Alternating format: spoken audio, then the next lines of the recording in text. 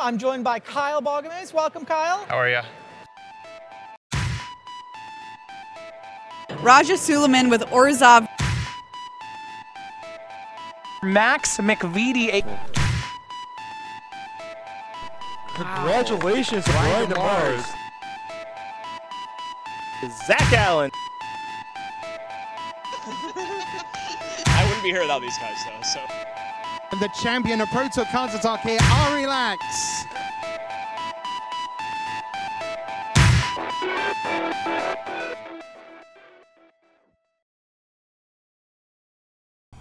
Welcome everybody to Making Magic Happen, brought to you by RW Hobbies and Games in Livonia, Michigan.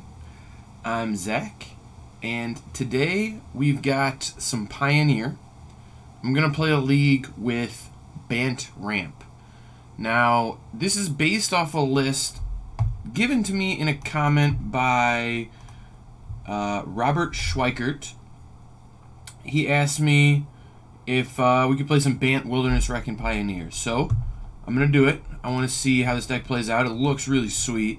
It looks like it's doing some really powerful stuff.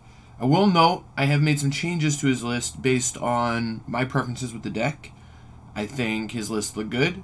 But I am just going by what happened to the archetype in Standard. If you go back and look, Wilderness Reclamation was pretty dominant in Standard. It got banned, or it did get banned, I think. Maybe it was just Growth Spiral that got banned. Regardless, the archetype got banned. Doesn't matter. But the Bant decks never played it, and they could have. And the question is, they didn't play it in favor of Nissa, Who Shakes the World. So the thing I want to figure out is Wilderness Reclamation or is Nissa better in this archetype? And honestly, I don't know. I think Nissa with a bunch of X spells is really powerful, but these spells are also powerful with Wilderness Reclamation. I don't think Teferi, Hero of Dominaria actually pairs very well with Wilderness Reclamation, despite how much I love Teferi, Hero of Dominaria. Teferi, Hero of Dominaria is like a smaller engine. He's like a medium engine, if you ask me. He's the type of thing that gives you just enough and then slowly buries the opponent. And he's an effective win con, certainly. I've won a lot of games with him. I think the card's very good. But this isn't a deck about slowly burying your opponent, making good one-for-one trades over and over again. This is a deck about going just way, way over the top and just burying the opponent. And what it's doing is you got your couple counter spells for their couple key things that they're going to have. You got Teferi to just say, nope, you can't play on my turn, and I'm going to set you back repeatedly by just bouncing stuff. You got Uro to just say, most of your stuff doesn't matter because I got a 6/6 that's gaining me life and drawing cards. And then you got Giant Sharks and Sphinx's Revelations to draw your deck with Nissa and Wilderness Reclamation. This is a deck about going way over the top. And I don't think Teferi fits. I am going to leave him, though, just a one-of, as sort of an homage to the fact that I love Teferi, but also I do want to see if he is good. So we're going to test this out. I want to see how it plays out. You got the stuff you kind of expect from a Bant deck in the sideboard here. We got some Vetoes, Devout Decrees, Aether Gust, Mystical Disputes, Elspeth Conquers Death. We got one Settle the Wreckage, and we've got Narset Parter Veils to help a little more against opposing Uros. But that's mostly all we're doing here. So, yeah, let's fire up a league and see how this goes. Alright, round one here. Playing against Nilsson84. You know, this hand's not spectacular. It isn't spectacular, I would not say that, but I do think it's a keep. I've got 3 into 4. Man, Supreme Verdict feels really bad with Wilderness Reclamation. I thought that might be the case after just looking at it on the deck sheet. And I do kind of wonder if these Supreme Verdicts should just be Settle the Wreckages. I would buy that. Supreme Verdict's a much better card than Settle the Wreckage. But yeah, I could be convinced that the Verdict should just be Settles. We'll see. So I'm going to lead on Fabled Passage here. I want to get an island so that I can cast Neutralize, and I'm only a white source away from Verdict. One island lets me cast the rest of my hand, so I think it's the right play here. Mana Confluence into Breeding Pool. Especially Breeding Pool tapped, I can't say I know what opponent's playing. That's an odd start. That is an odd start, to say the least. Ooh, now I have an interesting decision. Do I want to Growth Spiral or leave up Azorius Charm as a cycle? I guess given that all I would do is cycle, it's better to just Growth Spiral anyway. So I'm just going to play the Forest and cycle here. Or, not cycle, Growth Spiral. Big payoff if we do hit a land in one of our next 2 cards. So opponent's playing a Bant deck, I guess? Uro. Alright, I don't really get the Mana Confluence, but they're probably playing some pretty good cards. It looks like we got a Bant Mirror on our hands, folks. Maybe they're like a 4-color. Maybe that's... okay. This makes more sense. Oh, maybe... This is Niv. I get it. I see what's happening here. Opponent's playing a Niv to light deck, and they drew their 1 of Mana Confluence. But it's only a 60-card deck. I was thrown off by the fact that it's not a Yorion deck. I guess it could still not be Niv, but I would guess Niv based on this start. Ooh. Giant X-Spell is not really what I was looking for. Land. Nope, not land. Well, Teferi does turn off Bring the Light. I do think I'm supposed to play it. Really wish I would have hit a land there. I'm going to -2 because this deck is really good at killing Planeswalkers, so I'd rather just get my card and then turn off Bring the Light and make them Dreadbore. Okay, we did hit the land. Would have liked it the turn before, but now every spell in our hand is unlocked, so in a pretty good spot. In a pretty good spot. The nice thing about Teferi, too, is we put him in play, we got our card. It was just 3 mana help us find the land. But now opponent is kind of forced into dealing with him because he's just such a nightmare if you don't. Just a completely ridiculous card. And yeah, they'll probably be casting a Dreadbore here. And look, we already drew our card, and that's going to be the bulk of their turn.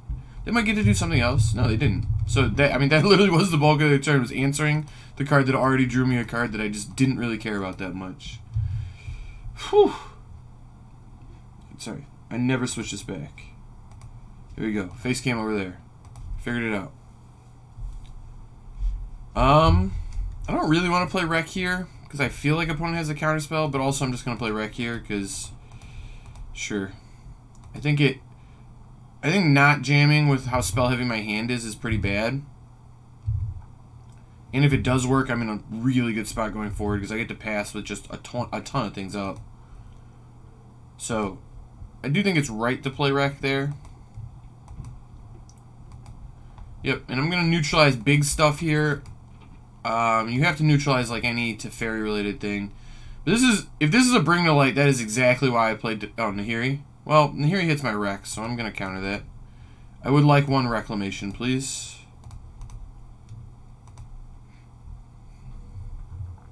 Oh, of note, the list I had some absorbs and some neutralizes. I think neutralize is strictly better in a deck that can gain life with Revelation and Uro.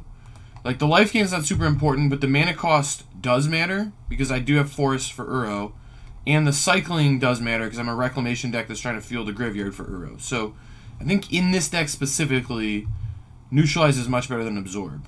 I think it's a small point, but I do believe it's the case. Alright, we got Reclamation going big time here. I would like it if... Alright, I'm going to let the first one resolve.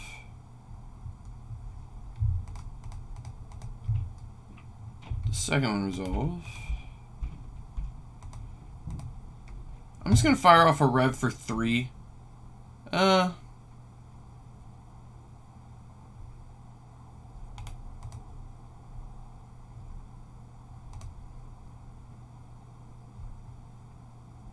going to fire off a Rev for 4. I don't mind discarding.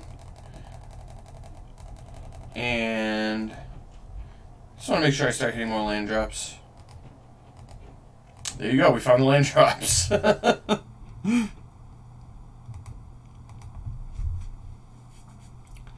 I think I'm supposed to discard Fabled Passage here. Most of my basics are here. I have 1 left. I'm going to draw more Fabled Passages, so I think that's the clear discard there.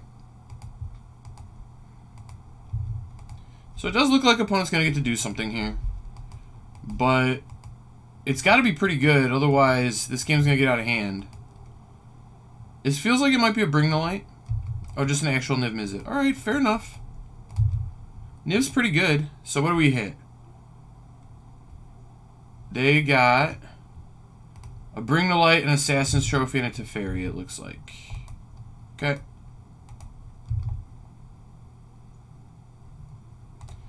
So I am just going to stop them from niving here.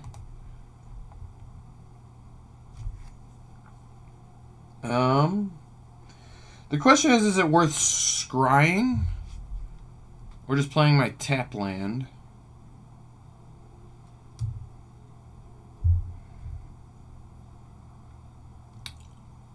It is a good question. You know what I really like is an Uro or a Gross Barrel. Both of those things would be absolutely excellent. Man, this deck might actually want to play like a Reliquary Tower too. Reliquary Tower is in Pioneer. As crazy as that sounds, I don't think it's actually that crazy to play one Reliquary Tower in this deck. I think I'm just going to play... I think I'm going to play the Breeding Pool tapped. I think that's a little odd, but I think it's right.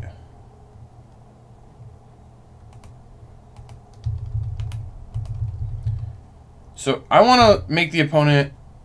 I'm going to actually cycle this Azorius Charm here too. Alright, we've hit mono lands, which ain't great. I could have revved there, but I don't think I need to. If opponent plays Teferi, I am somewhat interested in cycling Shark Typhoon, although I might just hardcast Shark Typhoon. If they minus on a wreck, though, I'm definitely just going to cycle Shark Typhoon. Okay, they did. I would not be shocked if they cast the Assassin's Trophy here on this wreck. Oh, we drew our last basic, too. That's so annoying. We natty drew it off the cycle right before this happened. Ugh. Alright. Alright, I get it. So I know opponent has a Bring the Light in their hand. That's what I know.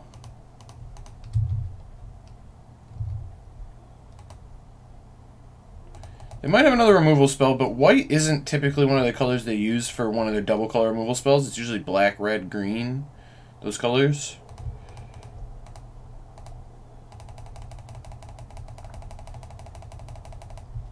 Gosh, that's so annoying I drew that basic. Having one more land in play would have been amazing there. It's so punishing for this deck to have to use Trophy against us. But so be it. Oh, Uro is absolutely spectacular, though.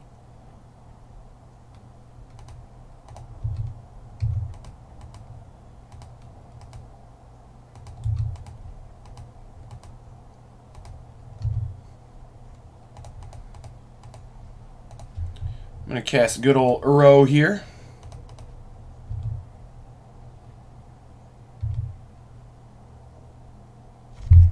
The Titan of Nature's Wrath. So now, I'm definitely going to play Forest and Vantress. Now the question is, do I play the Wilderness Reclamation or do I bring Uro back? And I think the answer is I'd rather have Uro back. Because my hand is just full of lands, and I just want to get those out of here so that I can start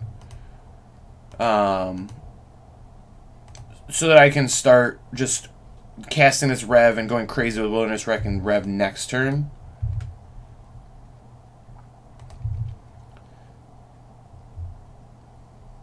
I'm also going to play the Temple Garden tapped here over the Ketria Triome because there is a world where I cycle the Triome, depending on what happens with my Uro here.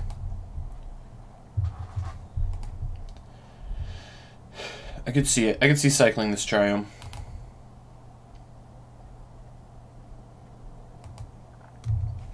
Alright, opponent has another Teferi. That's the other bonus of playing Uros. If I go Wreck, I do kind of get punished by Teferi, whereas if I play Uro, they kind of need two things. Not that they can't have two things. They can easily just go find a sweeper here. But Extinction Event doesn't really do it. I mean, they're going to get something. It's probably a Niv, I would guess. Oh no, just a Verdict. Okay, Verdict makes sense. Verdict does make sense, but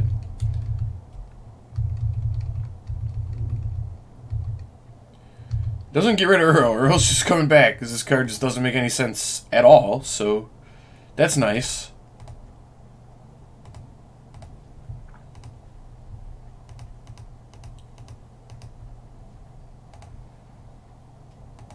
Uro's going to get bounced next turn. But again, I'm just fine with all of this.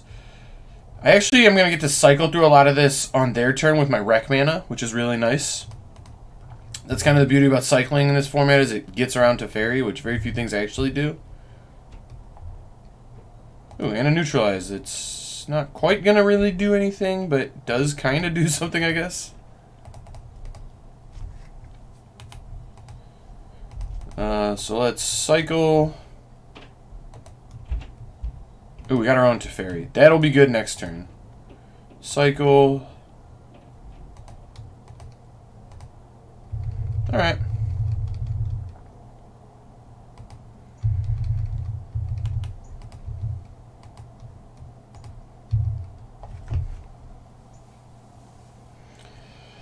So this Triump's definitely getting cycled. The question is, they bounce the Wreck and not the... Okay, so they just have to have a way to deal with Uro, right? It just doesn't make sense to do it to not bounce Uro. They have to have a way to deal with Uro. This doesn't make any sense otherwise. I'm expecting maybe an Extinction Event or like an Utter End here. Something along those lines. Maybe they're going to bring back their own Uro. You just don't... You don't want to be the person blocking with Uro, though, dude. That's so bad for you. Alright, well... This is their play. God, these two cards together are just absolutely heinous. I don't... Yeah, okay. Alright, Wizards, thanks. I mean, I have them in my deck, so I can't realistically complain about this, but also, like, ugh. Come on, WotC. Are they niving here, too? God, this deck just doesn't end. Stop. The annoying thing here, too, is just all this would be so fine if I could just cast one Neutralize, but... Teferi.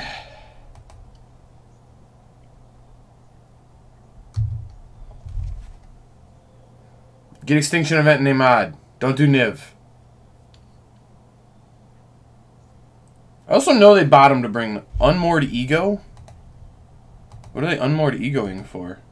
I hope they didn't Wilderness Reclamation. This has to be worse than getting a Niv. What do you even name? Name's Wilderness Reclamation? You already have it locked out with Teferi. Why? I only have two and you killed one of them. Alright. And that is way better in my hand than a Wilderness Reclamation. We take those. We definitely take those. I don't know what opponent was doing there. I'm not here to argue it, though. Seems a touch loose, if you ask me, but, you know, here it is. It's alright. Oh my gosh, and we have another Neutralize. This game is so far done. Oh, and a Shark Typhoon. Hello, Shark Typhoon. Oh my gosh, we're at I was thinking about, should we shock? We're at 33. We should shock. Yep. I'm going to shock. I'm going to shock. I think Teferi bounce is better. Maybe it wasn't. If I draw a land, it is, though. We drew a land. Perfect. Take their Teferi. Yes. Yes. So, of note, Nissa, I still think would be better here than this Teferi. Although, I think it's mostly small enough it doesn't matter. But, yeah, now I get to play this Teferi and pass with 6 mana up, 2 Neutralizes. We got an Uro and 2 Teferis in play. I think the game's over. I think it might be over. We'll find out, though.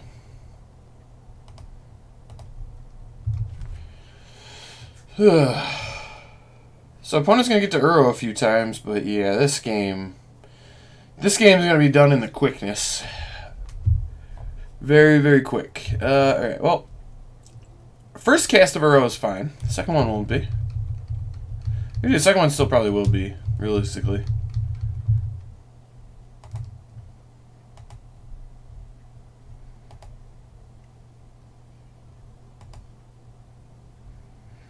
I think maybe playing the third Revelation was a touch too much. I underestimated how just full this deck keeps its hand. Yeah, you can kill my Uro. Doesn't matter. Smart move that doesn't exile against Uro is embarrassing. He's already done this twice where he wrathed it, then did that. It's still coming back. That just hasn't changed. Also, future Bring the Lights are just off because this Teferi doesn't make any sense as a card. I just still every time you play against this card, I'm just mind blown why Wizards printed it. Like, dude, the static should have just been City of Solitude. That's a card people play in Legacy. Legacy. It should have been that. It's better than that by like a lot. It makes no sense. All right, I'm gonna counter Uro. I don't really need to counter Uro, but also I'm gonna counter Uro. Mostly just because I want to fill up my yard here.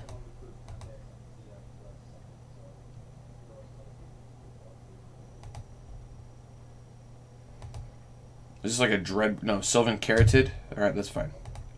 I don't care. It did. Sorry. Sorry, people.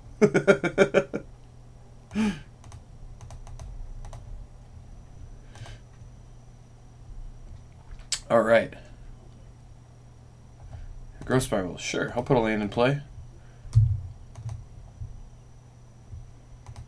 Let's plus. That's another Uro. It's pretty nice. Is it better? I think I'm just going to bring back the one in the graveyard. I don't think playing the second one matters that much right now.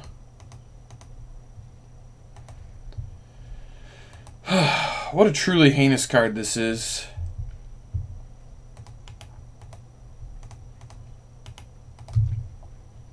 What a truly heinous card this is.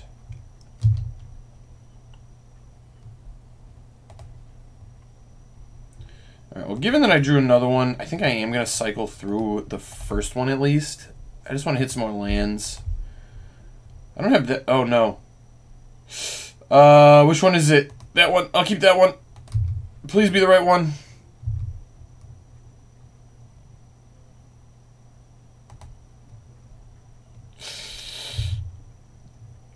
Oh, it was the right one. Let's go. We did it. We've done it. Good work. It's the bottom one. Is it? I remember it being the bottom one, but it is the bottom one confirmed. We'll untap that one and that one.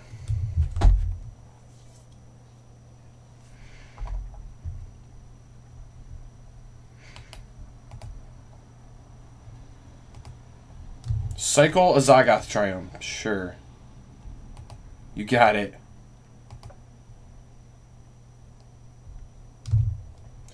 I only have 20 cards left in my library. I should maybe figure that out. Alright, opponent's got one spell and an Uro they can bring back. I presume their one spell is good. I'm going to counter it all the same. Is this a Bring to Light that doesn't do... No, it's just a... Well, I'm definitely countering Teferi. That one's not even close to being close. I guess I screwed that up. And now I need to bring back an Uro, and I'll, like, tuck it with Teferi or something. Who knows? Doesn't matter. Also cast a Supreme Verdict. That would also be fine.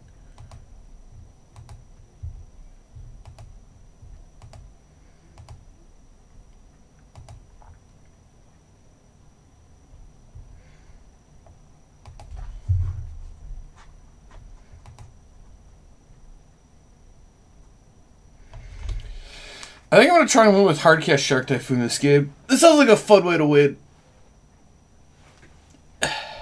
Sounds like a pretty fun way to win.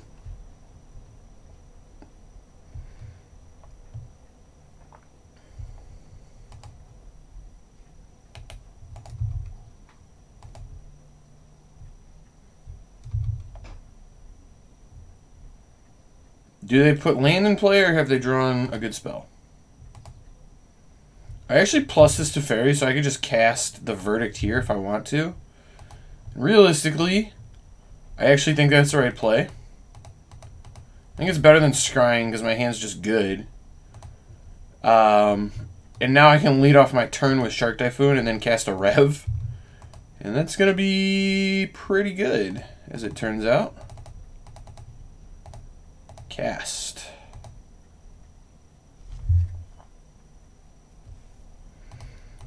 Alright, let's plus the... Oh, they've conceded. Alright, fair enough. We have active Shark Typhoon. I'm about to make many sharks. So, post-board, here's the thing about Niv. All their stuff has many colors, but the cards Aether Gust and Mystical Dispute are particularly good against the deck. I'm going to bring those in. I also like Elspeth Conquers Death quite a bit. The Verdicts I do not like. The Azorius Charms I do not like. I don't love Censor, especially on the draw. It's okay, but I don't love it. I think I want a second Veto instead. I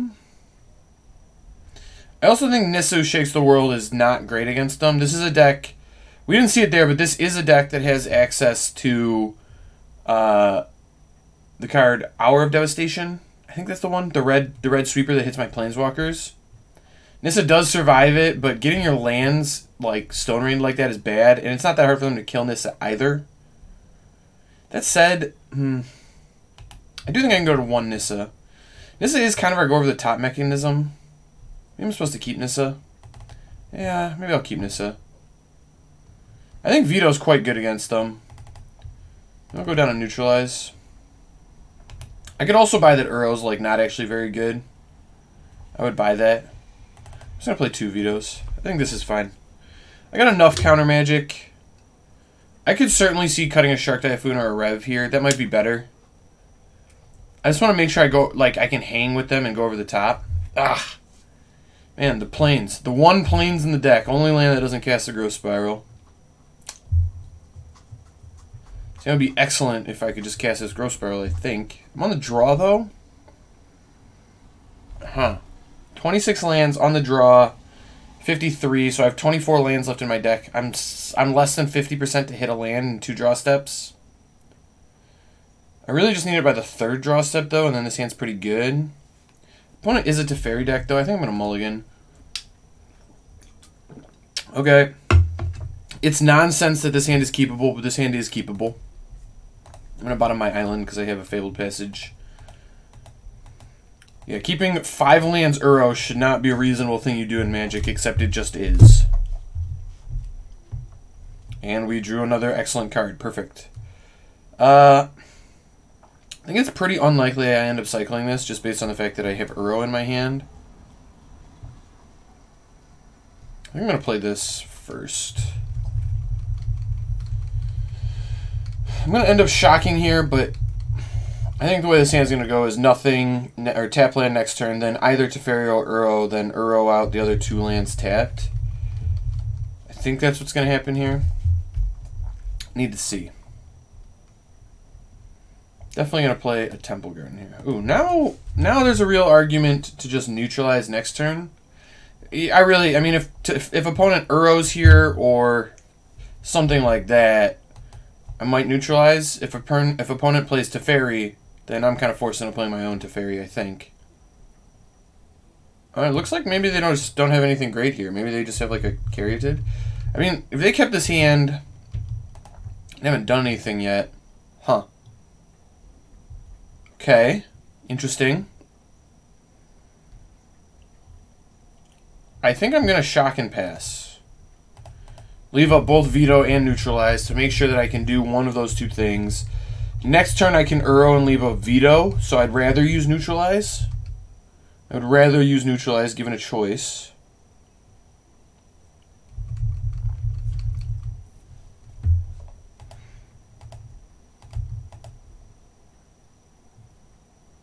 Huh. Interesting. So, do I Uro? Or do I just play a tap land? I think both are reasonable. I do think both are reasonable. I get really punished if their hand has actual Niv in it and not Bring to Light. If I knew their hand had Bring to Light, I would definitely Uro and then just leave up Veto. That's not close, but I don't know that, so I think what I'm going to do is just play a Breeding Pool tapped and pass. And again, look to do the neutralize Veto line. And then next turn, now I'm putting myself in a spot where I can neutralize whatever their play is this turn, and then Teferi plus Veto. There's no rush on Uro in this deck. There are a lot of decks that just want to just cycle through their Uros as quick as possible, get to the end. But in this deck, there's just no rush on them. Like, they just represent this inevitability, and I'll cast them when they're good. It's not complicated. You just, whenever it's like, oh, I don't have anything to do. Perfect, I'll play an Uro. Seems good. Seems good to play an Uro here. Let's do it. I can't get the planes. I probably should, based on just how much blue-green mana I have. Sure. I'll just tap like this. We're going to play Tef. How you doing, Tef? Is this okay? Opponent feels like they've had a counterspell. No, don't. They don't. Alright then. Well, again, I like minusing my Teferis here. Bouncing their stuff outside of exactly the card Uro is not very good, and they have cards like Dreadborn, Abrupt Decay, and all of that. Alright, so we kept a 5-land hand and have rattled off 5 spells, which I'm not complaining about, but it's wild that I kept a 5-land hand and would like to draw lands on my turn 6. I mean, that's the reality of this deck. I think there's a chance I have it misbuilt and 26 lands isn't enough. I thought 26 with Censor and Azorius Charm and Neutralize and Teferi, like 20 things to cycle with, would be good enough. Turns out it's probably not, but maybe it is. Alright, so it kind of feels like opponent has a Bring to Light or they're setting something up. I'm going to jam this Teferi this turn because last turn they didn't stop the 3-mana one, and if they had a counterspell they would have. Yeah. And now I'm going to pass with Veto again. Hopefully I hit a land so I can pass with Neutralize. Do they have, like, a Utter End? Okay, sure. Would still like to hit a land. Alright. Don't get to pass with Neutralize, but I'll take the land. That's fine. And, like, this is just not... I mean, opponents making the plays that their deck's letting them make, but this is why these decks crush Niv, because Niv has 38 different reactive cards, and I can just 2-for-1 them on every play I make. Nicol Bolas the Ravager? Excuse me? Okay. I guess I shouldn't Gross Barrel now. You know what card I'm going to discard? I know this seems weird, but I think I'm supposed to discard Uro. Thanks for getting him to the back half, my friend. Ridiculous. Lingering Souls used to be like one of the best cards in Modern. It's been a long time since it was good, but it used to be like unbelievable. Now they just made like, ugh. Uro compared to Lingering Souls is just not. Yeah, it's just not. It's not a thing. I don't know. Well, I'll say this. I'm not super interested in that thing flipping. That thing is terrifying on the other side, so I'm going to ECD it. I am going shields down here because I missed my land drop, but so be it. It is unfortunate. Ugh. Can't really complain, but I did keep a 6-lander and then have 1 land in my next 11 cards. It also feels to me like they've been sitting on Bring to Light for about an hour. Just trying to find a spot to do it. And, yep, that's a Bring to Light. Oh, that's just actual Niv Mizzet. Okay, so this is actually good. I mean, I could have neutralized, but I actually, like, don't get as punished as I could have gotten. So what's going in their hand? Presumably an Uro, a Nahiri, a Voice, a Casualties, a Deathrite Shaman. That's a lot of stuff. Jeez. Casualties, Voice, Nahiri, Uro. They didn't put Deathrite in. I guess I just didn't want to discard the hand size. Oh, no, because Casualties is the same color. Got it. Got it.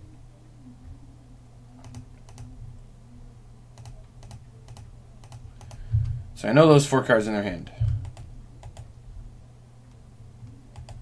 I do know those 4 cards.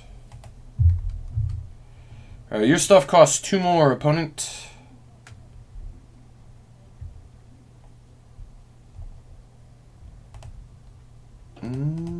Alright, let's play this Uro.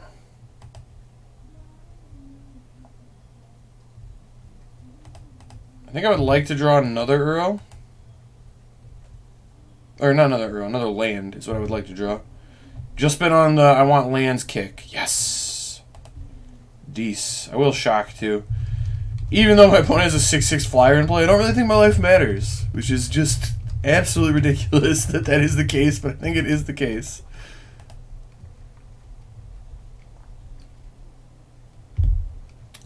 A Voice of Resurgence. That is going to be too good against what I'm doing here, I think. I'm going to cast it. I'm going to neutralize it.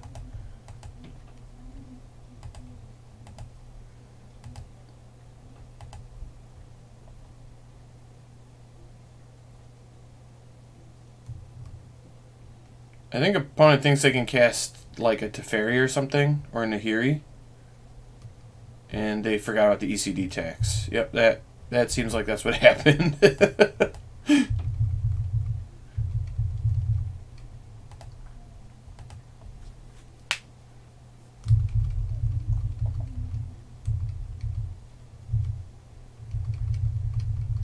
So I can bring back Uro here and just cycle to draw a card.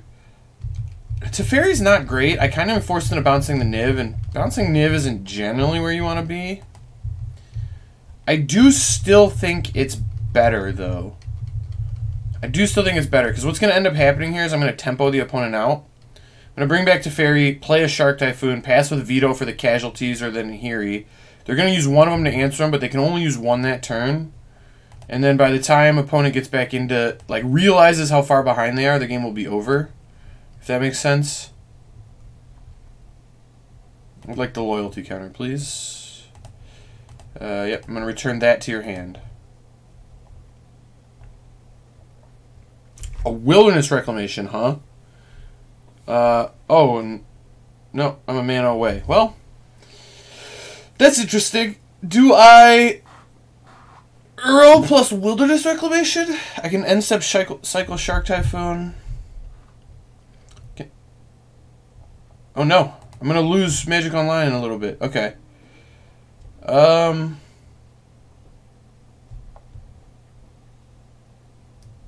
think I'm supposed to go. I think I'm supposed to go Wilderness Rec plus Uro. That's my read on the situation. Well, I guess if that's the case, I should start with Uro.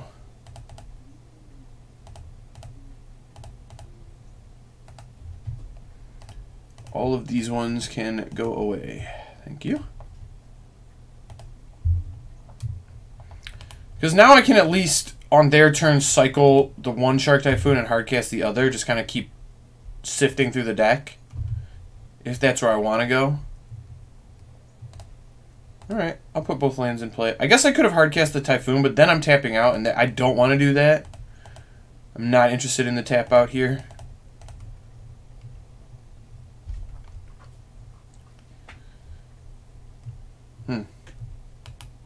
Alright, opponent has just conceded. Well, they had a handful of 20 things, and as it turns out, mana ramp beats all of that because I just out-tempo the opponent. Which is wild, but that is the case. Alright, round 2 here.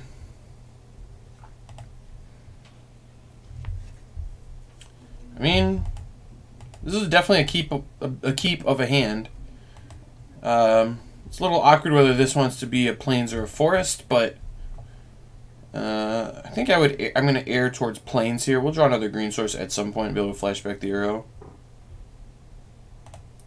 I'm just going to get it now because there's a world where I do Azorius Charm on my turn 2. If they go like black 1 mana 2/1 here, I'm probably going to Azorius Charm it. If they play a Steam Vents and play it tapped, I'm probably going to cycle Azorius Charm. So I definitely think it's right to get the plains.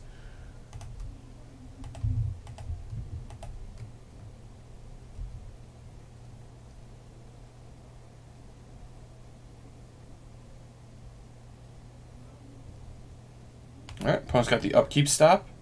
And we found the breeding pool, so I could play that this turn. No need to when my next turn's pretty scripted to be forest, play Uro, put breeding pool in play. I guess things could change based on the cycle and all of that. Alright, looks like we're playing against Teamer. Looks like we're playing against Teamer. I don't want lifelink, I would like to just cycle and draw a card.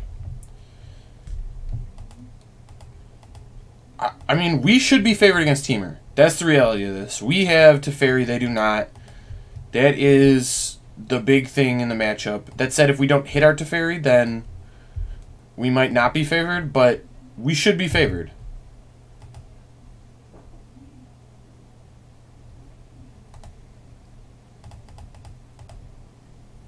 I'm guessing this Uro gets censored, although this is the type of thing where opponent might not waste a censor, and they'd rather just cycle it, because censoring the first half of an Uro is not all that great.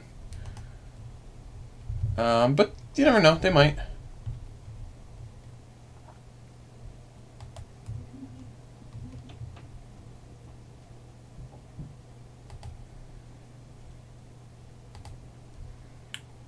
Are they like deciding to gust? No, they just want a gross route. Okay, that makes sense. Them having a fast wreck would be a problem for us. Yeah, I mean, that would certainly be an issue. Do I want the second green or the second white? I think second green is slightly better. I think it's close, but I do think it's slightly better. I would very much like it if they didn't have second or fourth land wreck this turn. They played their own Uro. Fair enough. Fair enough. Now would be a great time to draw any Planeswalker, any Teferi, any Wilderness Reclamations. There's like 30 great draw steps here. Let's draw any of them. Fabled Passage was not one of those draw steps, as it turns out. So, what am I doing here? Probably want to Vantress and then cycle a Typhoon, I guess, so that I can bring... Well, I don't really bring back Uro, but I get close to bringing back Uro. It's probably Vantress, cycle Typhoon here. I just need to get this Uro in playing online. But by playing Vantress, I kind of make it look like I'm going to Vantress. And they do kind of need to respect that I have 5 cards in hand and 5 open mana. Players don't usually do that very well. They don't usually respect that good players might have something and just kind of jam. But you never know. This player actually did kind of respect it, so that's good for me. I'm just going to cycle. I just want to get closer to Uro. That's all we're trying to do here. Get closer to an Uro. And getting a little bit of pressure here is nice. I mean, I got a 3/3 pecking in. It's not amazing, but it's fine. It'll do a little bit of damage. It's decent. Ooh, Rev is like quite a good draw, though. That one is a very good draw.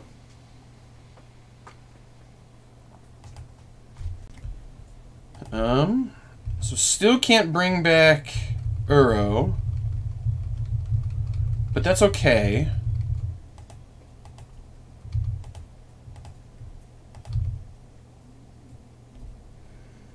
I am just going to play this Temple Garden. I don't think the life total matters that much. It could matter, maybe, if opponent has like a really big expansion explosion, but like, if it's the life total thing that matters from expansion explosion, I'm gonna die. I'm gonna die to the cards they drew off of it, so I don't think it really matters. It can sometimes come up if they have like Shark Typhoon and Brazen Borrower, and those are the kills. I mean, this is fine. If they want to use Anger, that's more than okay by me. I will cycle another Shark Typhoon here. You saw me like go for the hard cast last game, and that's totally a reasonable thing to do with it, but that's not what this matchup is about. This matchup is about giving yourself spots to resolve something big, and Teamer is really bad at killing a 4/4, as it turns out. Oh, there's another Shark Typhoon. Very good. Very, very good. I would bet opponent has a way to deal with this Uro. I would guess that's the case. But if they have like Censor and Mystical Dispute, that isn't good enough. So let's see what happens here.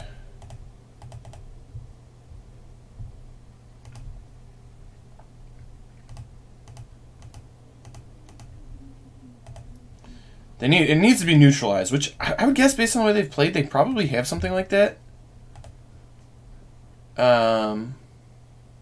Okay, they did. I thought they might. And now they're going to get to bring back their Uro, but this just really isn't the end of the world. This deck plays a lot of soft counters. They have, like, Mystical Dispute and Neutralize and all of those, and, like, getting to play around them is fine by me. They do get to have an Uro here, which is somewhat of an issue for me. My hand doesn't answer it very well yet, but we will answer it at some point in the future here.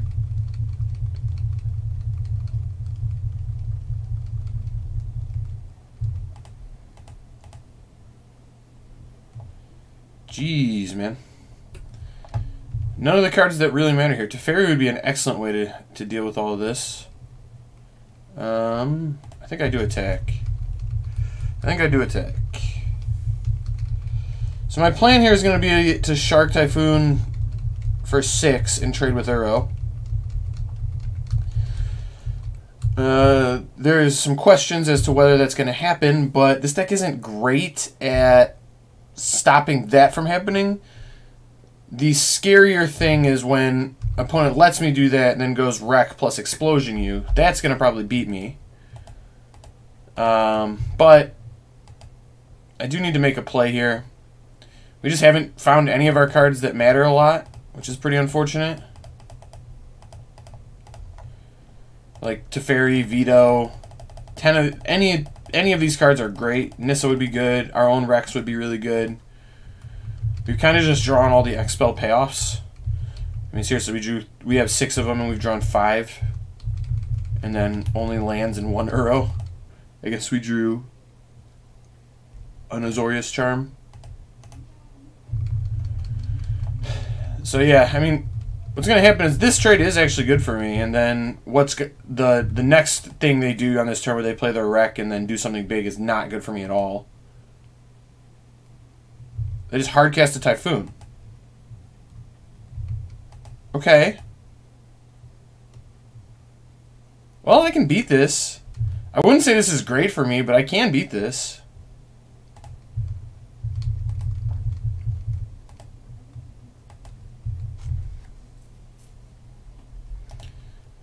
Given I have the Verdict and a bunch of things in my deck that answer this card, I'll get there. I have had a very, very difficult time drawing them, but...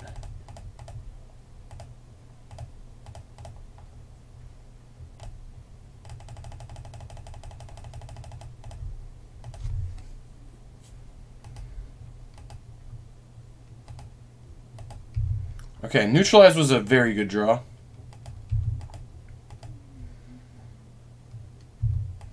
And again, I'm not particularly scared of what the opponent's doing here. I have catch-up mechanisms for this.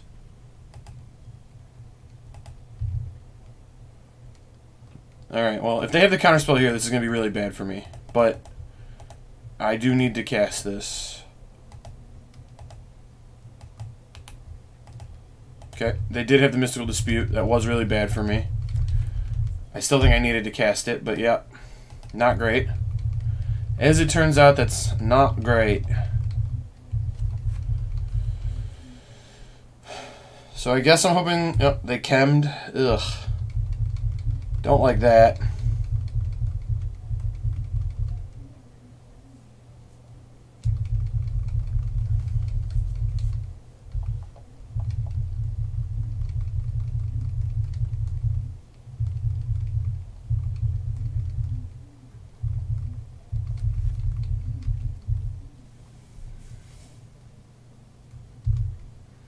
Do they also have an explosion here?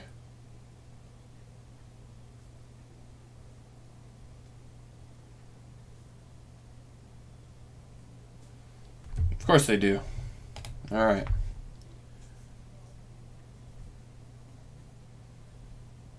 I mean, I can keep playing, and I can actually answer a lot of what they're doing here, but I'm going to lose. Alright, well, that's really unfortunate. I think we just drew like garbage that game, if we're being honest. Post-port, we get so many good tools against them, though.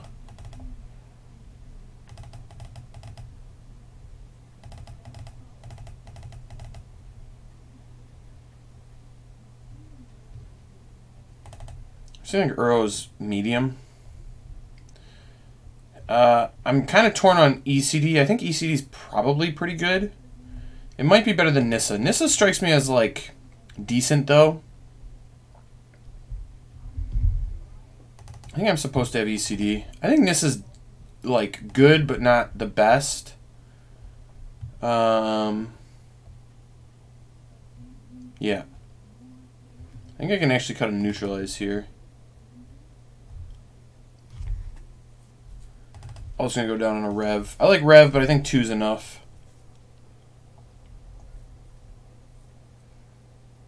That might be a little loose. I think 2's going to be enough, though.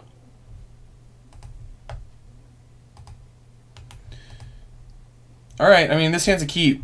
Again, you don't really want the Rev in your opening hand, but it's fine. What I would really like to do is draw a Teferi at any point. We're playing 3 of them, and we drew like 30 cards last game. We saw half our deck and never found one.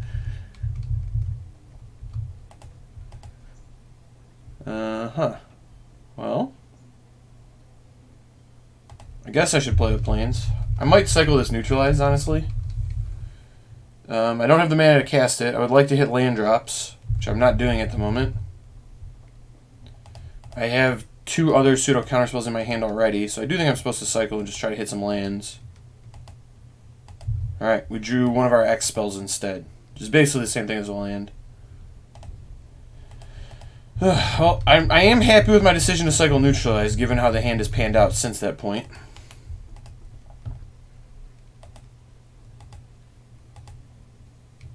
I probably should have shocked so that I could have cast this Growth Spiral. That was actually just definitely a mistake, I think. I could have also cycled Shark Typhoon for 1. Can I draw a land, please? Nope. Alright, spectacular. I keep a 3-land hand, even have a cycle, miss your 4th land drop. That's probably going to kill me. My hand's still good, so I'm not necessarily dead. And if these Growth Spirals work, I can be in the game, but this is not good for me at all. And this is what I get for playing 26 lands. This should be like a 27-land deck, probably. How about not land? Is that the same thing as land? It is not. Oh my god! It's ridiculous.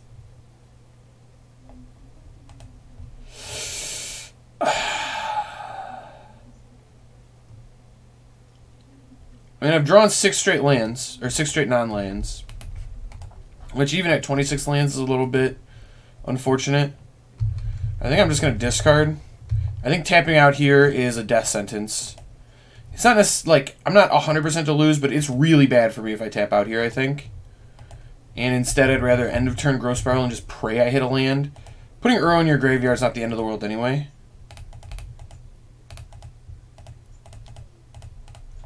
Can we hit a land, please? Any land. We have 23 of them we can hit. Oh, it is expansioning it, sure. And this is why missing your lands is ridiculous. It's just so bad for you, because I'm just getting bullied here by my opponent out-manaing me. Yes, we hit a land! We're back! Another land here would make this a game, I think. Land? Not land, but Teferi. Teferi's quite good. Alright, let's go with that. I would like a Teferi, please. Alright, so now when they have the Mystical Dispute, I actually do get really punished here, but I think this was a play I needed to make. Alright. And, I mean, this is what I was talking about. When I miss my lands, I'm going to get bullied, and there's just nothing I can do about it, because, I mean, the thing I can do is in deck building, I can play an extra land. And it seems like that's an important decision to make going forward, based on what's happening in this format. Niv Mizzet Perun. Land 1 time. Land, please. Land! It's unbelievable, man. What do I gotta do to draw a freaking land? Seriously. I've got the ECD to answer it, and I'm just sitting here. I've had 8 draw steps this game. No, 9. I've drawn 9 cards and I've drawn 1 land. It's just... Oh, they have the Mystical Dispute too? Oh my god. And like... They just like couldn't use it. It's so frustrating.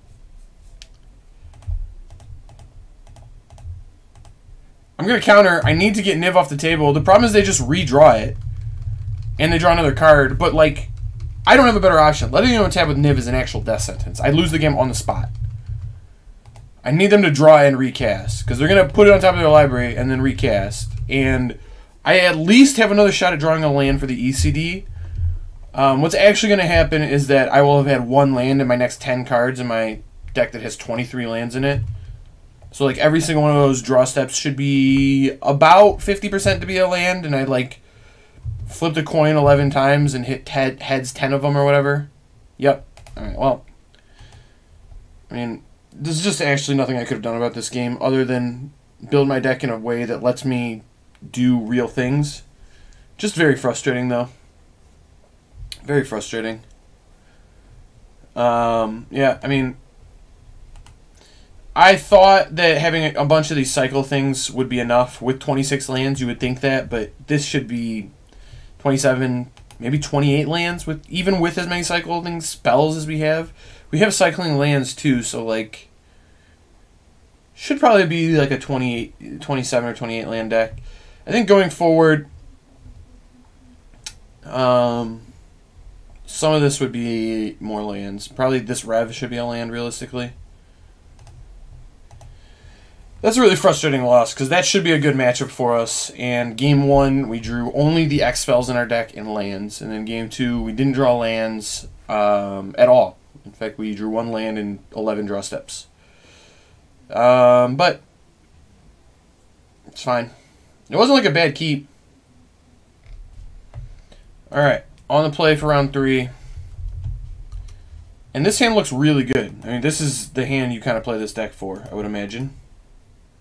I'm going to lead on a tapped breeding pool.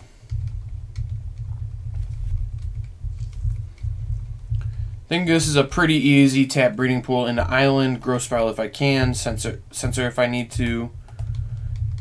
Either way is going to be pretty good.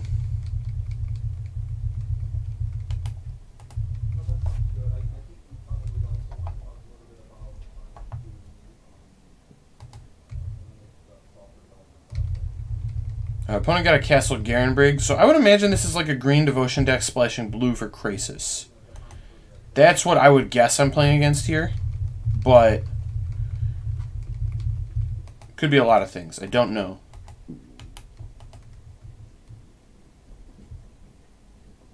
Wayfinder. I don't know if that matters. I'm going to assume it doesn't that much.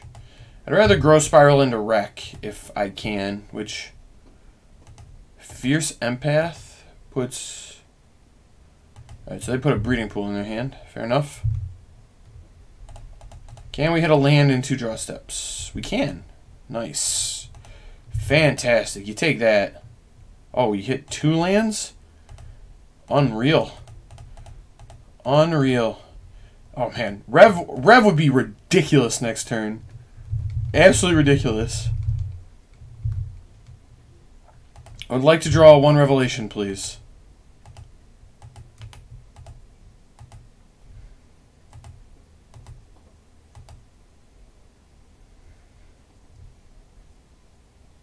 Fierce Empath? I don't really think that matters, but also I just, like, don't understand how opponent is coming back from me playing a turn 4 Nissa and then passing with a bunch of mana up. If I draw literally anything as a payoff, this game is just immediately over. It ends the second I draw a spell that does something other than be reactive. Well, that was one of the few spells that doesn't do anything because I already have it. But we are one thing away. We'll get there. We can make so much mana.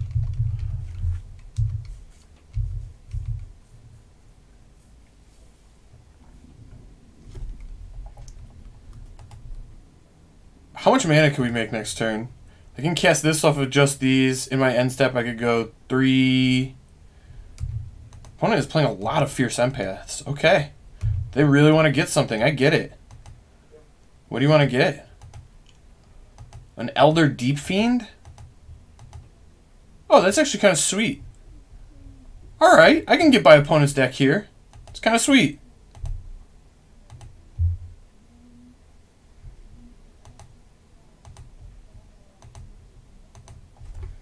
I'm probably going to Supreme Verdict them so that they can't use the Deep Fiend, but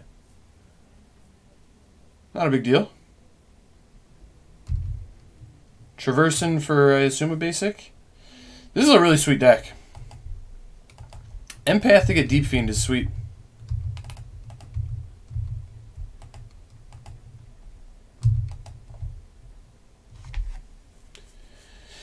So, yeah.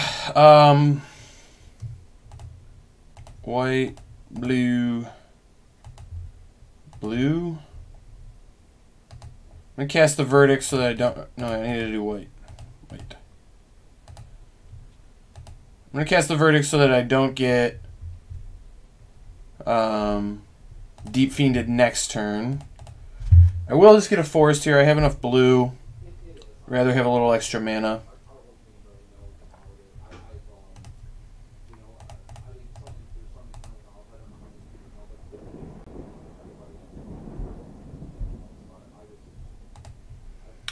Alright, we are officially out of gas, but Uro's a great draw, Teferi's a great draw, Shark Typhoon's a great draw, Sphinx's Revelation would be the best draw ever. We basically get to draw our deck. And Nissa's really broken, so it might just be able to end the game by itself. Even Castle Vantress is even a really good draw here, honestly.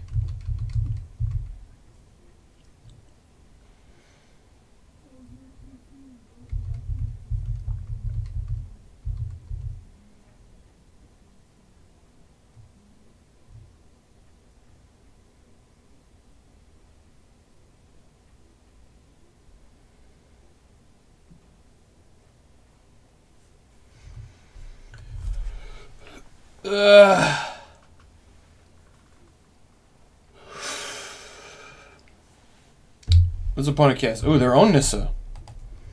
Generally, the person who plays the first Nissa is quite advantaged. And we have way more mana than they do. Their Nissa has 1 forest. Ours has 3, but we also have 2 Wilderness Wrecks. They have spells in hand, though, and we don't, which is relevant. This mountain's a little interesting. I assume it's for Kozilek's return. That would be my guess, based on what I've seen. But it could not be. I don't know. So now, any removal spell to get Wayfinder off the board would be amazing. I'd get to kill Nissa. Any payoff would be amazing. How about Island? Is Island amazing? It's not, in fact, amazing. Alright. The good news is they at least need to chump to save their Nissa. And so their Deep Fiend still isn't getting that close to happening.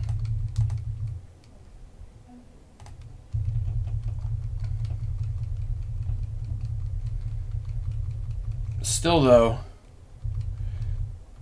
Alright, thank you, Magic Online, for your reminder every 10 minutes. I appreciate it.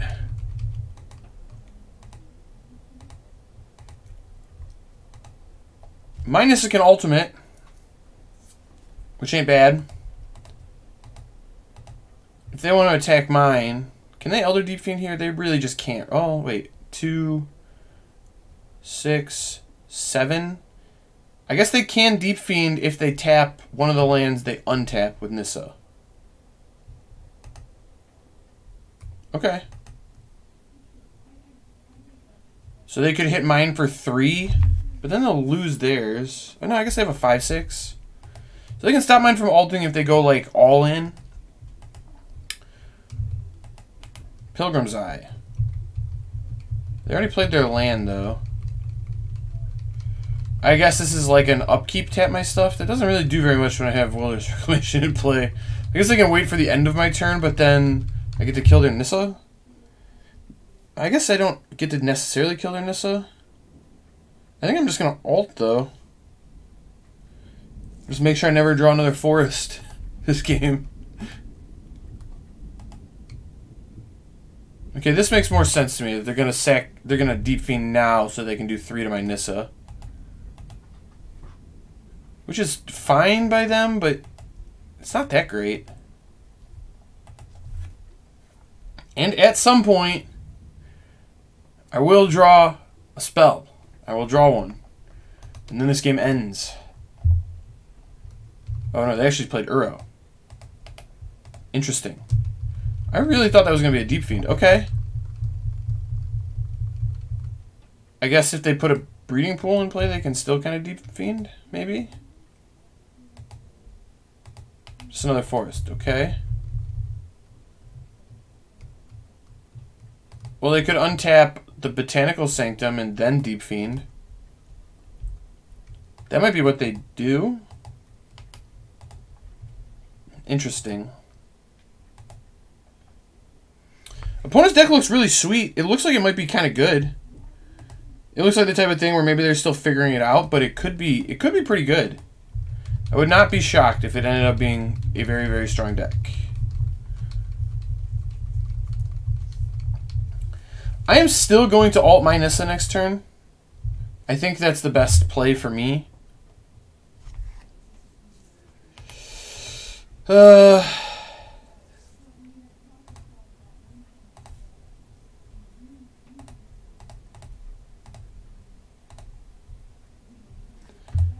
I just want to get Infinity Lands into play. So many lands.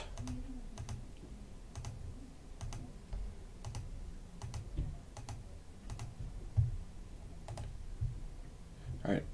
I would like to not pay 2 life like 30 times. So that is... People say thinning like doesn't matter. That's a spot where thinning matters because I took like 9 lands out of my deck. So I'm significantly less likely to draw a land. I did still draw a land, which is not great. The flood is real. But I do have indestructible 3/3s now, which is good. It's good. I actually think I'm going to die next turn. I think I'm just dead. I needed to draw something. And instead of drawing any spell at any point in the game, we drew only Nissa's, Wilderness Reclamations, and lands. For the entire game. I guess we had a verdict. The inconsistencies with this deck have been kind of mind-numbing. I'm not going to lie. This is very frustrating. I am actually dead on board to this Elder Deep Fiend. Unless the opponent makes a really bad block here, which I assume they won't, but they might.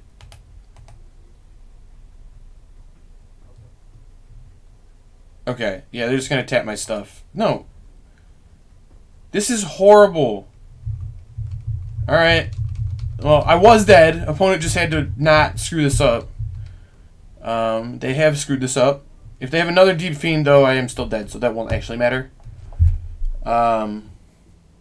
I think maybe they're figuring it out now that I have a Wilderness Reclamation in place, so tapping during my attack step doesn't do anything.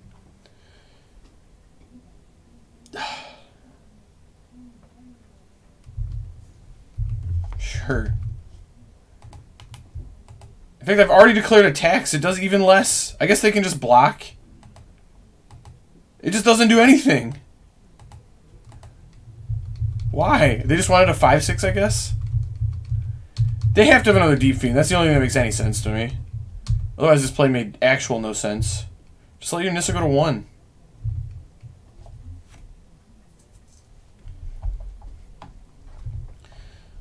It is kind of awesome when I draw every land in my deck, but none of them is Castle Vantress or Castle Garenbrig. All of them except Castle Vantress or Garenbrig. I guess there's still 3 Hallowed Fountains and cycling blue-white land I could draw. And 2 islands. And I guess 2 Fabled Passages. And that's all the lands left in my deck. So that's... Okay. Well, I'm still dead if opponent can figure out how to do this right. There is some question as to whether they can do that.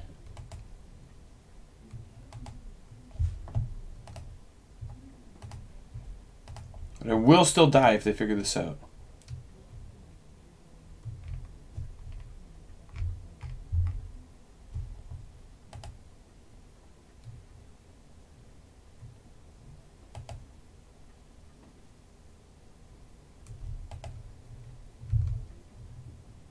Okay. Alright, they figured out how to kill me. Good job, opponent.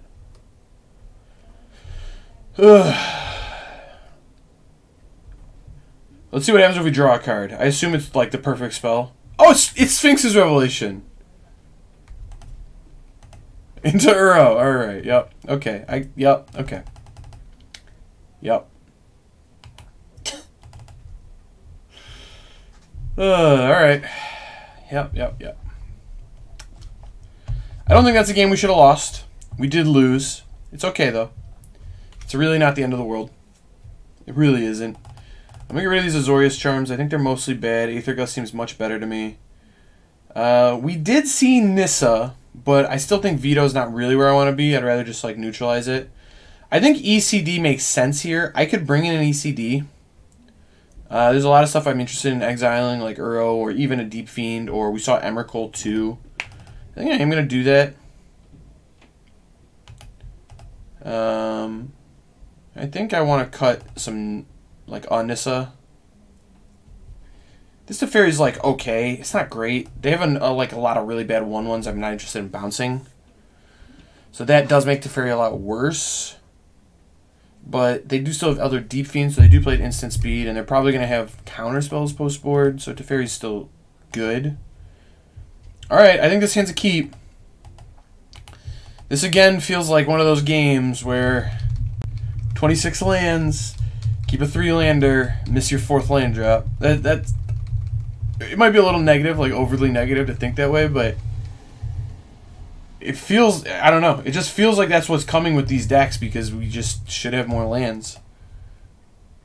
Alright, not a good start to this gonna miss my land drop business. Not a good start. I do think, though, that if this hand hits its 4th land, it's not going to lose. And given that, I'm just going to cycle the Censor immediately. Alright, we hit our land. Dece.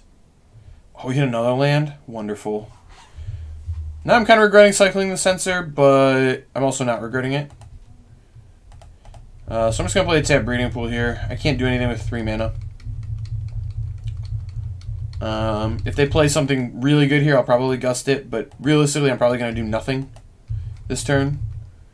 You can get back an Emrakul? If you could leave Emrakul there, that'd be great. No, they got Emrakul.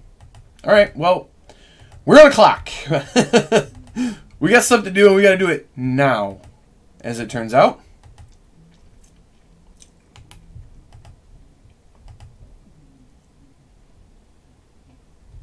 Opponent is traversing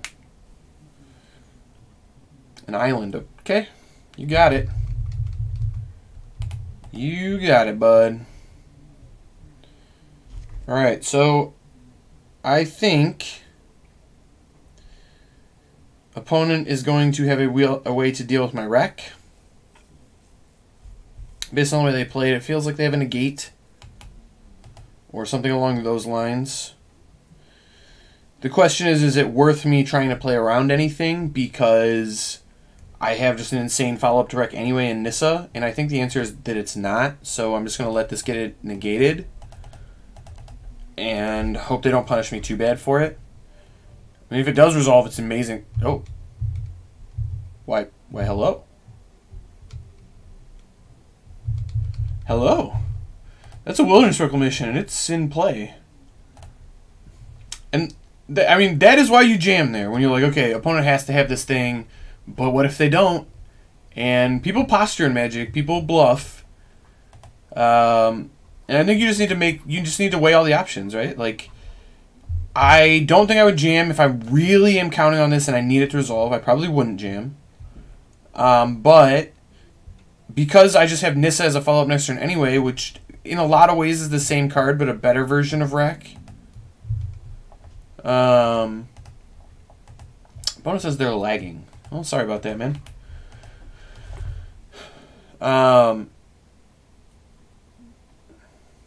Yeah, in a lot of ways, it's a better version of Wreck. I think it's fine to just go about it this direction. Okay, so I'm going to let them Uro. That's fine by me. I could, like, Shark Typhoon for 2 here, and I think that's probably a pretty reasonable play. I think it's a pretty reasonable play. I'm saving Gust mostly for their Nissa. We're going to get to a spot here where they're just going to get buried really badly. So that's where we're going. I do think I am supposed to Shark Typhoon here. I think it's small, but worth doing. Just get a little extra play, or a little extra power in play just because of Emrakul.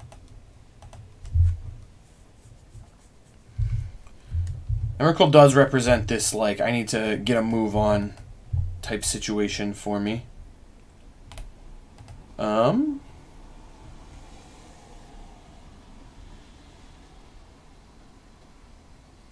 I mean, I'm gonna jam Nissa. It's gonna happen. If opponent has the counterspell now after not having it before, then they have it. But now I don't get very punished because if they counter it, I don't have shields down. Oh well, they just didn't do any of those things. All right, very good. I think the worst card here is the Forest. I got 3 other Forests that are better, and Castle Vantress makes 1/1s, so I think that's the case. But now opponent's got a lot of pressure on him. We get to Sphinx's Rev for a lot of cards.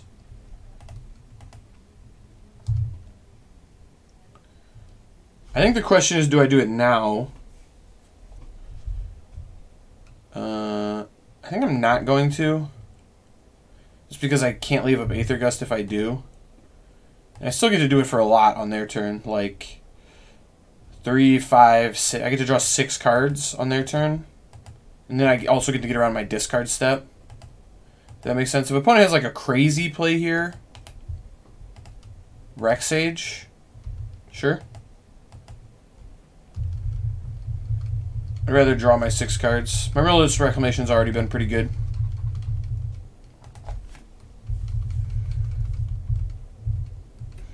And honestly, just fueling this Uro is probably good enough.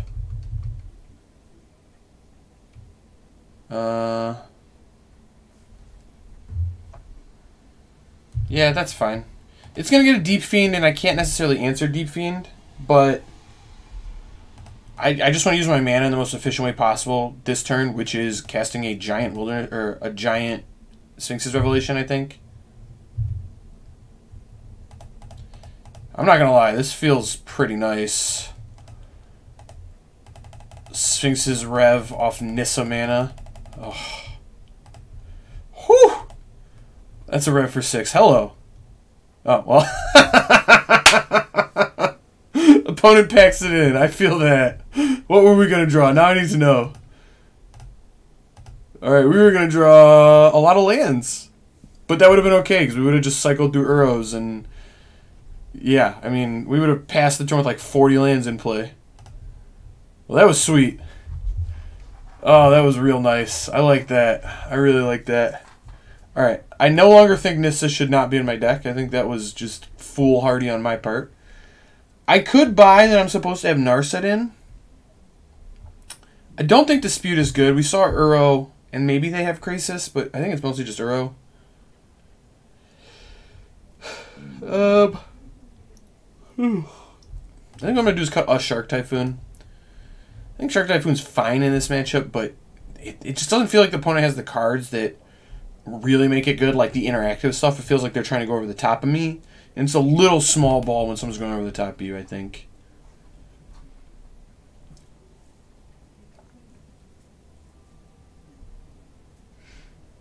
Oh, man. Rev 4-6. You take those. You do take those. Alright. This hand's a little slow. On the draw, no Growth Spiral. You don't love it, but I'm also not going to mulligan this. I've got a Supreme Verdict to clean up their early annoying dudes. I've got a Teferi to bounce some stuff, I guess. I got a Neutralize to interact with like a Nissa or something, so I think this is a keep.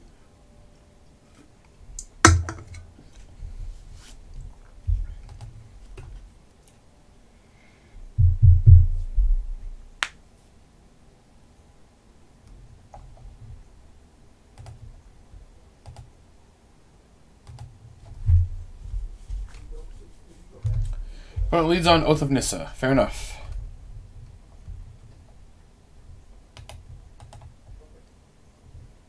Into Elvish Mystic. That's the type of card I would very much like to Supreme Verdict. Oh, Censor was an excellent draw. I'll take a Censor all day. Just having something I can do on 2 is just great. I think Censor is actually a pretty bad card. A lot of people like it. I think it's fine. But just making sure I have something here, I think is good. It's kind of where I'm at. I'm really hoping they actually play something kind of bad, I guess. Well, let's see where this goes. Oh man, that was also a very good draw. Alright, so we've drawn pretty well so far. We would like to get to the point where we have real payoffs, which we don't quite have yet. But I have to say I like where we're going. Alright, so opponent has 5 cards in hand. One of them is a forest.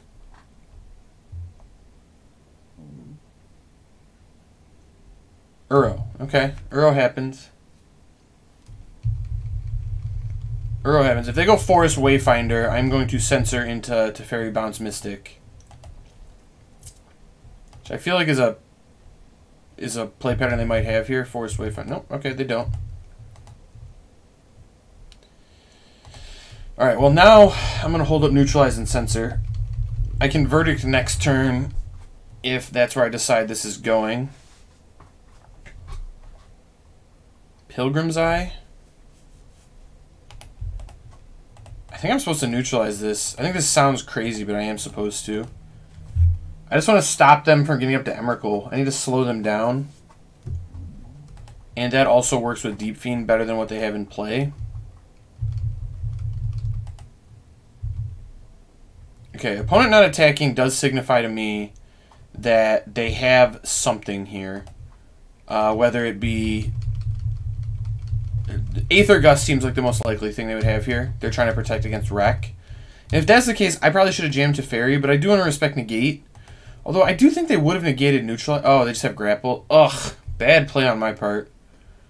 I am going to censor this, though. I'm going to censor that. And now shields are down. I could get Nissa'd. But I wanted to make sure Uro didn't come back this turn.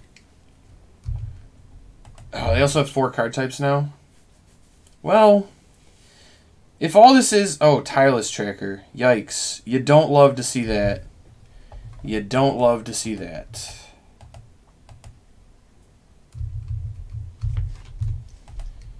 Well, I would not say I'm in a great spot, but I wouldn't say it's horrible either. I am definitely going to Supreme Verdict here. Can't let Tracker be in play. I'm really hoping their next turn is just Uro. It's kind of where I'm at. And if that's the case, my Teferi Bounce will be pretty good. I'll even be able to protect it or like leave a Neutralize up to make sure that it happens. Opponent bringing back Uro does get them pretty far away from Emrakul as well. Yikes. Now they get to do both. This was not what I wanted to see. Wayfinder this turn. That was very much not what I wanted to see. Because now they can actually just bring back Uro again. Gosh, man. We need to start progressing our game plan here. We've been way too reactive. I need something proactive here. Very badly. Tireless Tracker is maybe a card this deck could consider playing in the sideboard as like a it's like a good post-board threat. I could actually buy that.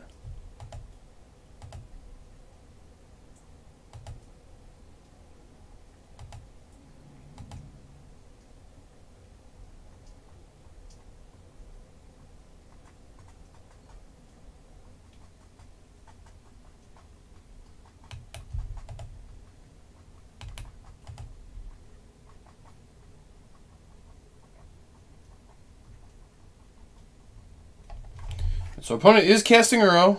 That's happening. Seems like they're still lagging quite a bit, which is pretty annoying. But not the end of the world.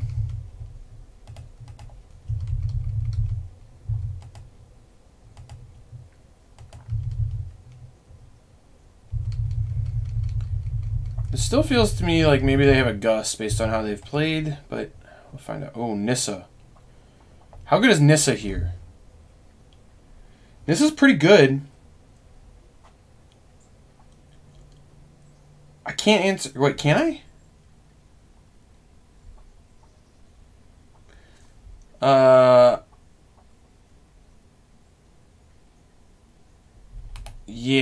no, this is, I think, too good not to play.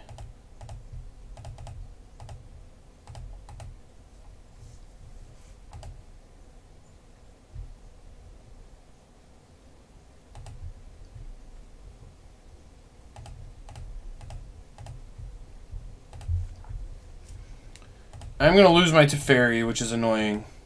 Oh, but now I got another Teferi? Oh my gosh. Okay, so we went from not really having that much happening to being in a very, very good spot. Opponent could do some bad stuff to us here. Like, Emrakul... They can Emrakul here. That would be horrible for me. They don't necessarily have it, though. But that would definitely be horrible for me.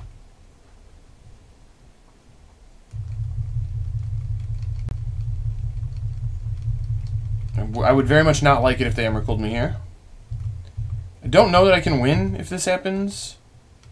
I would need to, like, top deck a Verdict pretty quickly. Oh my gosh.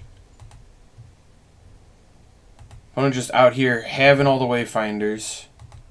It was like their only way to bring back Uro too is exactly Wayfinder, and they need another land in hand. But realistically, it's pretty likely that they have those things.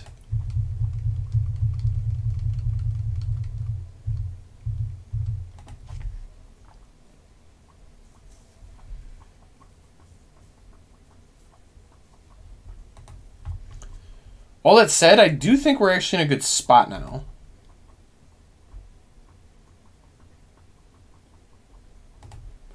Because next turn, I get to play Teferi off 1, 2, 3, 4. And then leave this up, untap this. Attack Teferi, tuck Uro, and pass with Neutralize up. They also have to go down to only 3 types in their yard if they want to do this, which makes Emrakul more expensive.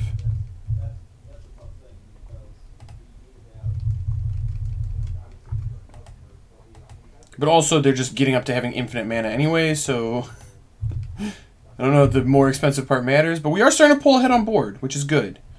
Ooh, Failed Passage was a very good draw. So... definitely getting Forest. What's the best way to sequence this? So I can play Teferi off these 3, right? Then I have 4 mana left over. Okay, yeah, I can just do all the things, right?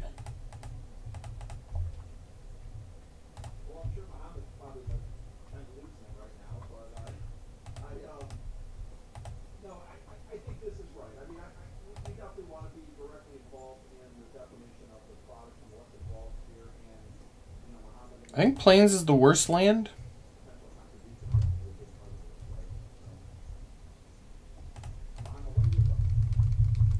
I've also put myself into a spot now where, because Teferi can't tuck, there's not actually that many like super punishing things opponent can do with an Emrakul turn at the moment.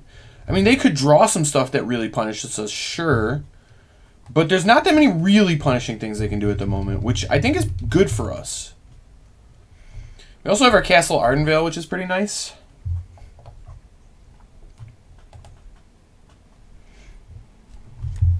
I mean, do I want to face an Emrakul here? Certainly not. But if it came down this turn, it is something I could deal with. I don't really think I care that much about Wilderness Reclamation. I'm not using it for anything. It was just like a good thing that turn, but it doesn't actually matter all that much. I have enough mana. These two just generate enough mana on their own that this is just kind of redundant at this point.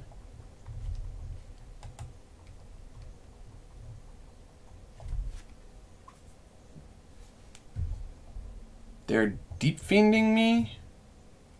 I guess they just want to kill this Teferi, which makes sense.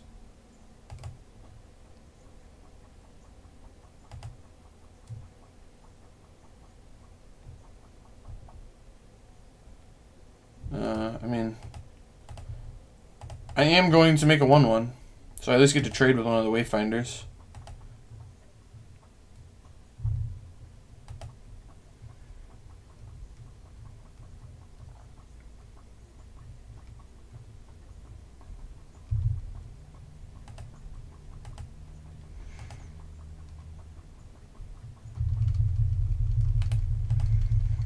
The real thing is that Nissa is just so busted. Like, they can do all these things and make all these trades and whatever, but Nissa's just... Nissa's gonna win the game. That's how this works.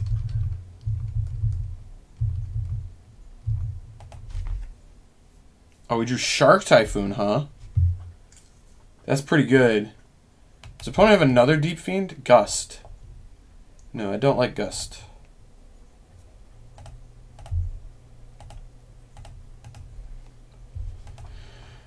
I would not like you to gust me, please. Dispute? I mean, I can pay for that.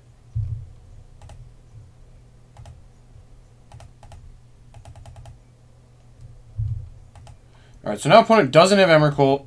I think they're drawing Uro this turn. I don't actually remember if it was this turn or next. I am going to untap Arden Vale this turn because... I could have untapped Forest 2 to cycle Shark. Was that enough? 2, 4, 5, 6. No, I'd only make a 4/4. So not quite enough.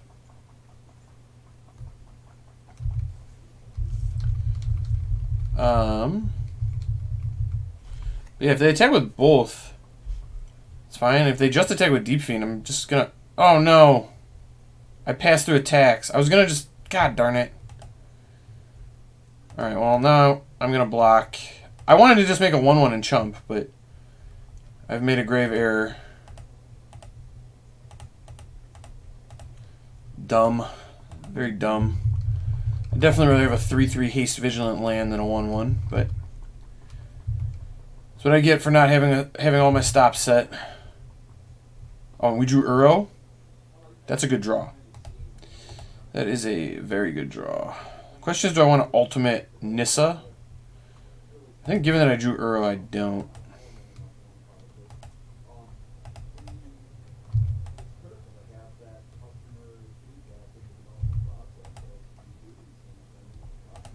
Yes.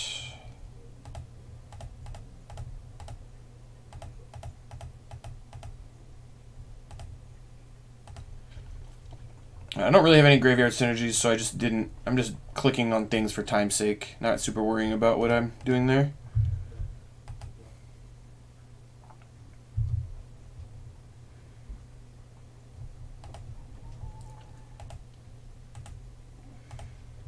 Alright. And now we get to attack for 9. I think Nissa's mostly put her stamp on this game. I'm actually going to attack with the human too. I just want to pressure and make it so that if they do have a crazy Emrakul turn in some way, that I can maybe attack around the Emrakul and beat it. It's an option I have. Man, 5/6s don't line up very well against Uro. For a long time in Magic design, the last like 5 or 6 years, a 5/6 was about as big as competitive cards got, outside of like Emrakul. They just don't line up anymore, as it turns out. Not even a little bit. Because Uro. Because Uro.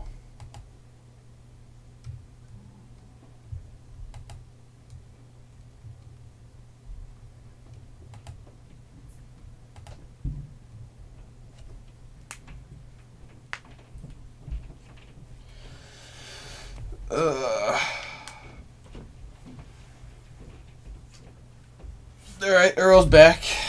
I mean, opponent's going to time out here. It's a shame they're lagging. I do think we're pretty likely to win this game. Emrakul could do something crazy, but I think they're going to end up losing to a Shark Typhoon, would be my guess. Just a really big flying Typhoon.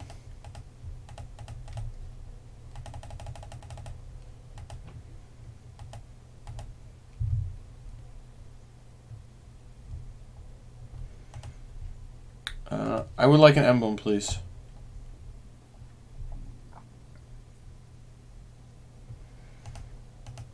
Oh, I was supposed to float... Or no, Nissa's still in play. I'm dumb. Didn't need to float mana. I can just play Nissa. Or I can just tap my lands. I missed this one. Okay. No. I like that it asks if you want to pay 2 life. Like, this is coming into play tapped anyway, but would you like to pay? No, I would not. Oh, alright. Well, that's fine. Let's cycle this Uro. Okay, thank you. I'm going to keep the one that's not somebody sick. Thank you.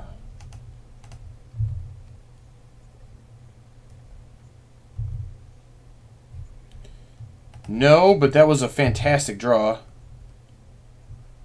Alright, well now I got Haste, Vigilance, Indestructible land, so they're attacking. I'm definitely going to ship Uro. Just keep drawing cards, why not?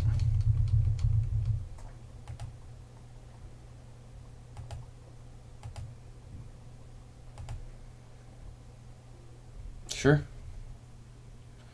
All of this is just totally fine.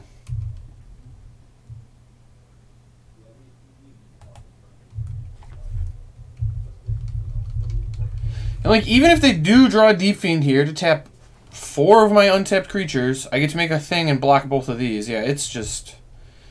That was just never going to go the opponent's way. I have the neutralize. Next turn I get to Shark Typhoon for 2, 4, 5, 11, 13, 15, 16, plus 8, 24, 26...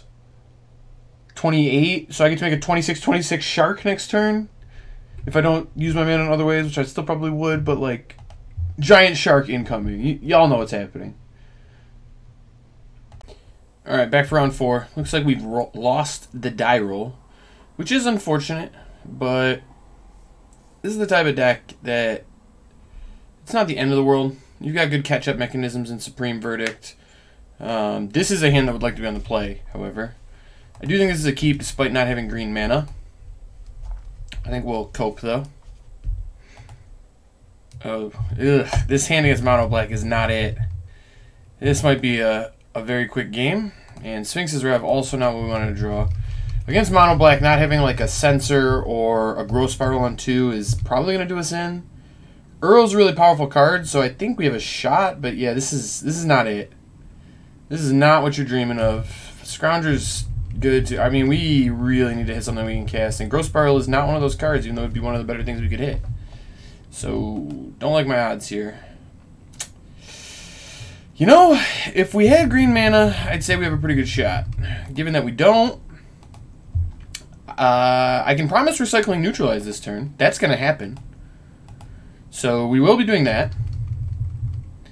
And this is a point in neutralize's favor over Absorb, certainly, because, you know, neutralize... Oh, opponent just didn't cast anything, so maybe they have a removal heavy hand. Could see that. I was just thinking another Sphinx's Rev and not a green source. That is a green source. I don't think we can take the turn off, though. I think I need to just take this turn to eat the opponent's mana and keep myself alive here. Unfortunately, means next turn is going to be quite bad for us, which is, you know, not great, but not the end of the world either. So I feel like maybe opponent was holding up a Murderous Rider or something along those lines, and I mean that makes Teferi an awesome play for us here. If I had anything I could do, like any spell I could cast so that I could have played Triumph this turn, I would have, so that I could start Uroing next turn. But given that if I play Catcher Your Triumph, I'm not making a play this turn. I think I need to start making plays and just try to live. I mean, that's just where we're at here. We're just in full-on do anything possible survival mode. A Rankle? Yeah, Rankle's pretty bad for us. So I assume, yeah, they're going to kill Teferi. I mean, we at least have another Teferi to resend Rankle. I assume they're going to make us discard, which is actually not that bad for us, honestly.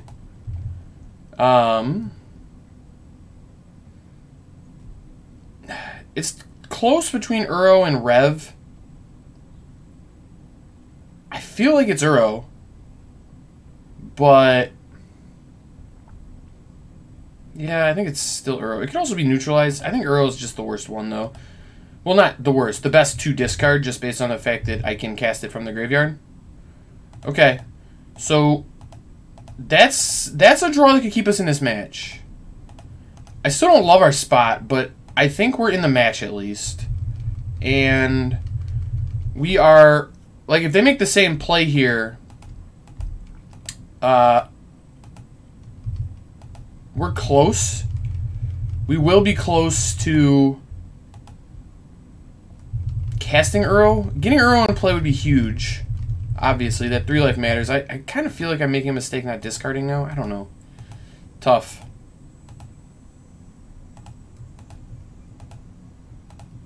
Each player discards. So I definitely think it's one of the growth spirals, given I have 2. No, I want to discard. It's definitely one of the growth spirals, given that I have 2. I think that's pretty easy.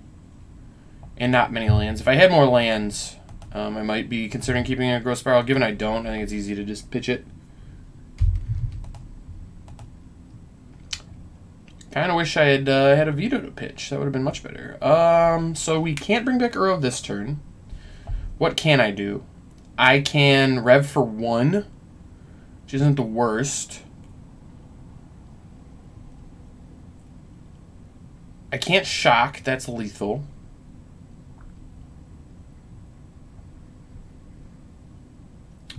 I think my play here needs to be tap Breeding Pool, pass, and hope that Uro's good enough.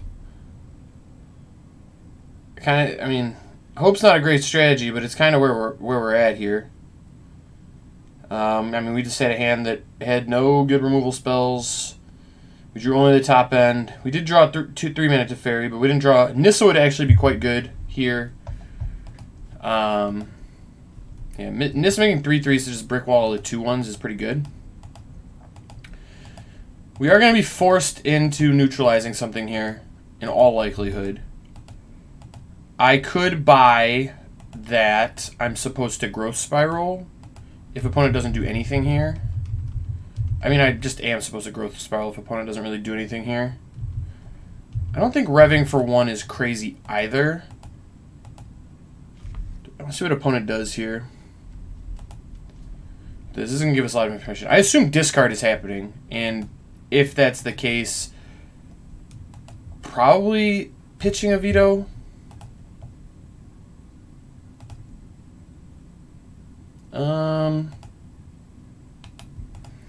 It's probably veto. It could also just be a rev. I don't hate pitching a rev here. I'm interested in keeping veto because I feel like it's pretty likely to waste opponent's next turn. It's kind of where I'm at. Blood-soaked champion. Sure.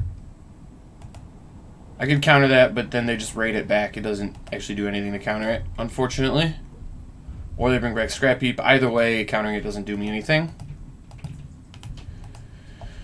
So how do I live? I probably don't. I think that's the answer we're going to come to here, but does rev for 1 do it? I get to 5. I get to go to 6. Then they just make me draw a card and lose a life, and I'm still dead on board. No, rev for 1's not going to do it. I think what I need to do is play Growth Spiral, but I need to do it in a way where I can actually cast the card.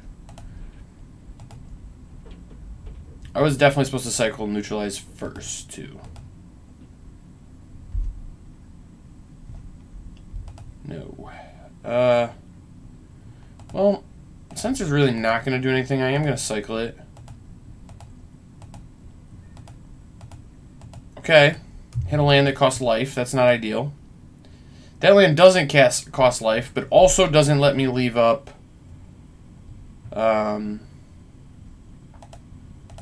also won't let me leave a veto, which is pretty unfortunate. Because I imagine my Uro is going to get Murderous Ridered very quickly. Need to see what we draw here.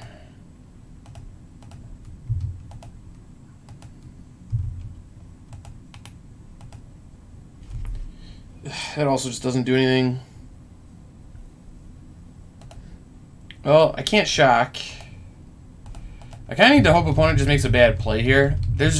I'm just not winning this game with what's in my hand. And if their play is like, just attack with Rankle, make you sacrifice a creature, we have a shot. They do have lethal. Okay, well, that's enough for me.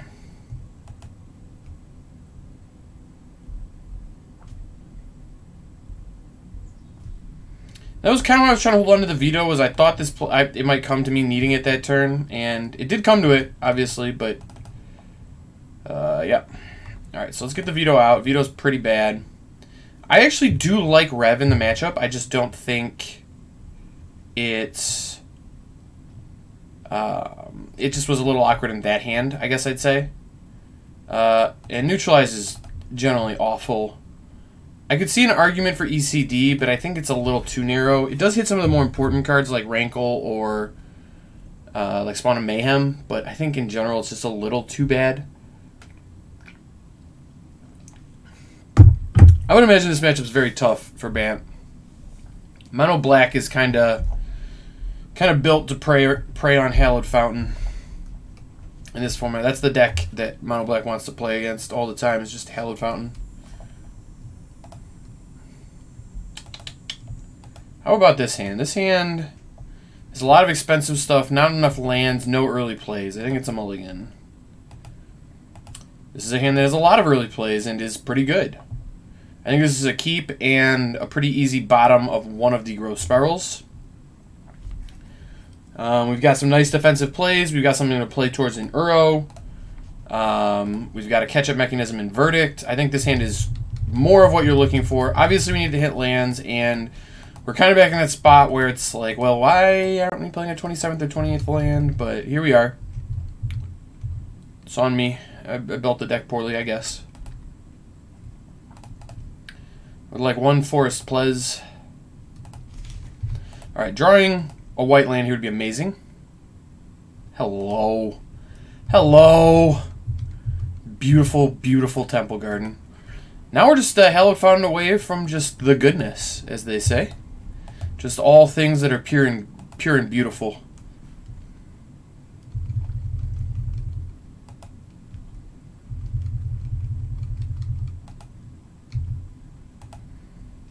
Alright, Scrap Heap Scrounger, Agonizing Remorse. That is horrible for this hand.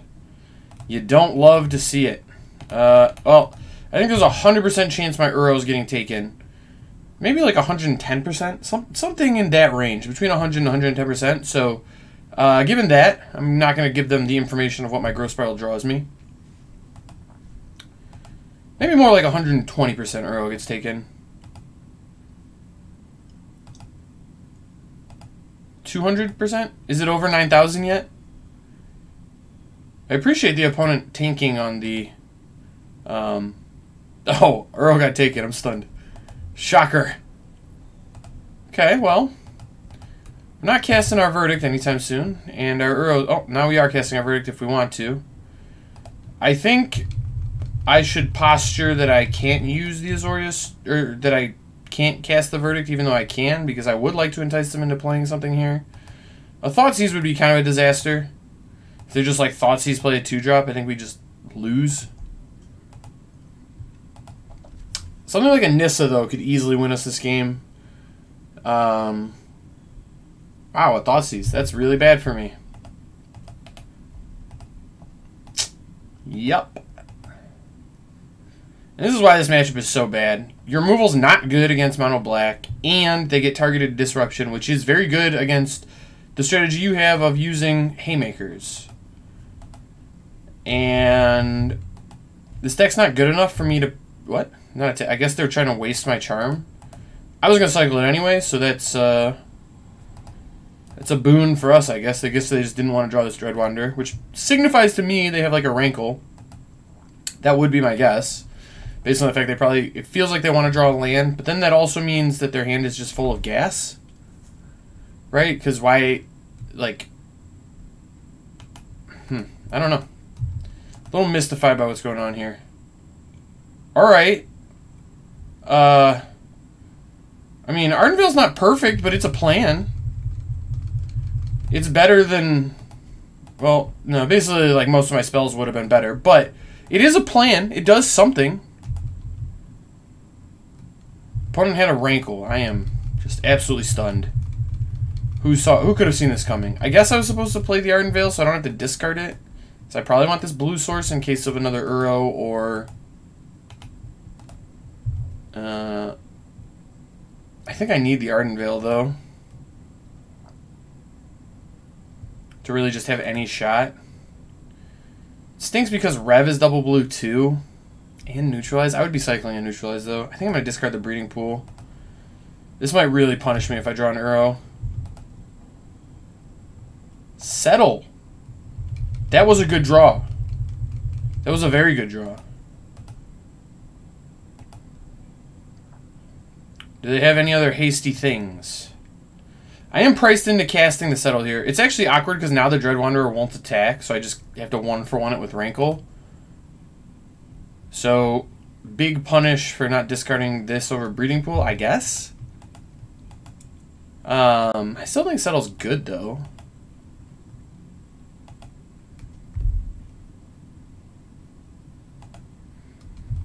Are they just attacking with everything and just saying if you want to use your turn? Oh, they are. Good, good, good, good. Settle your wreckages.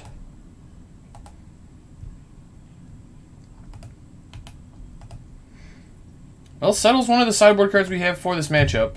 It is annoying that opponent has a Lockthwain and we just gave him 2 more mana, because now they're just going to be drawing 10 more cards. But this is the type of spot we could capitalize on. Like a Nissa here, a Neutralize. That's not it. I can't cast that, so I'm going to cycle. A Nissa here.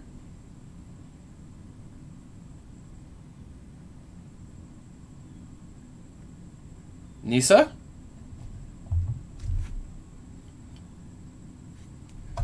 Breeding Pool. Well, I don't want it to get discarded to a Rankle. I do want that second blue source, and it has to come into play tap, so I'm just going to play it. It stinks that we're in a spot where opponent can just play whatever they want here and draw a card with Lockthwain, but... Alright, another Rankle. Need to draw something that does something. Uro would be fantastic. Yeah, a lot of things would be great here. I assume opponent's just going to do nothing with their Rankle. Maybe they draw a card and lose a life. That seems horrible here. I assume they're going to do nothing.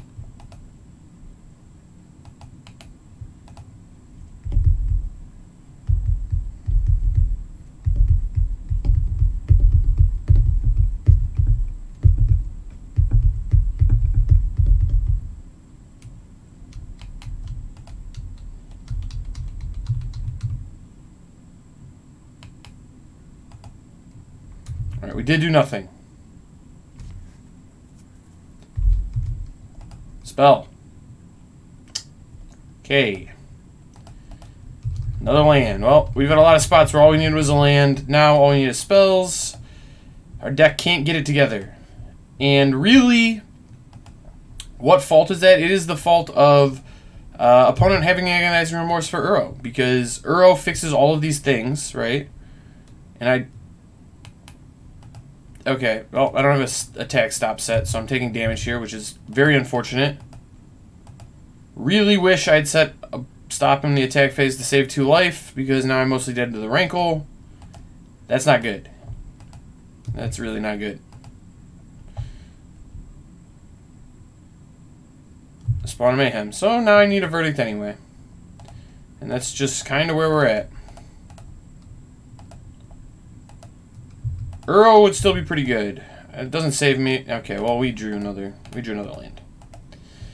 So yeah, I mean, we never hit our engine.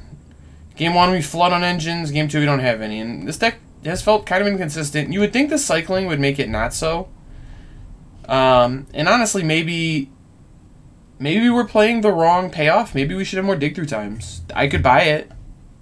It's tough that you can't play dig through time in Uro, so like I do understand that this is like an Uro Sphinx's Rev to kind of get that extra card advantage and life gain, and I feel like I like how well they play together, but I don't know.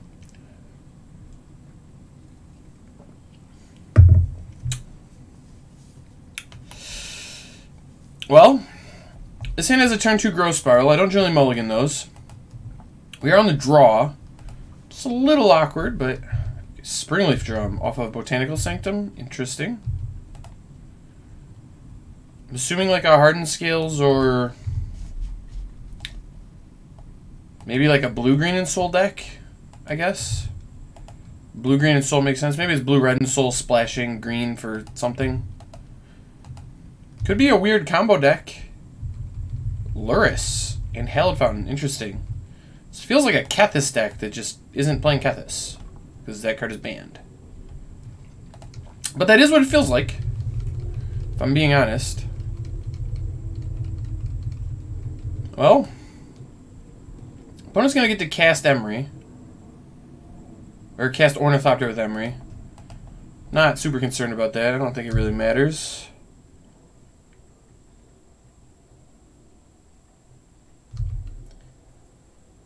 They could be playing like Paradoxical Outcome, I guess. That would really punish me.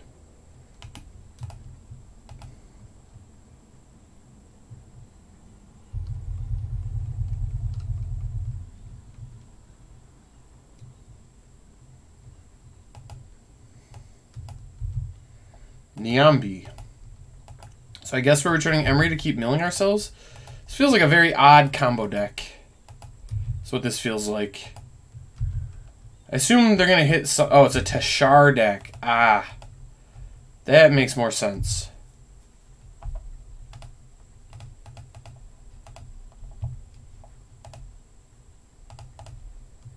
That makes more sense. So, what are we bouncing here? I could Uro. I do think Teferi is going to be better. The question is, am I minusing or plussing? I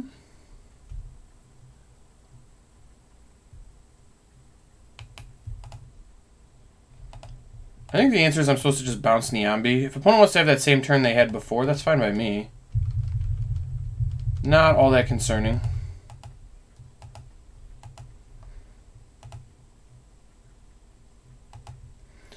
We're going to pretty quickly get to blue-green. Is this like a Kinnan? Kinnan would make a lot of sense. To make, like, insane amounts of mana. It is a Kinnan. Okay. I guess they now have 2 Springleaf Drums too, so they can actually make 4 mana with Kinnan. That's kind of wild.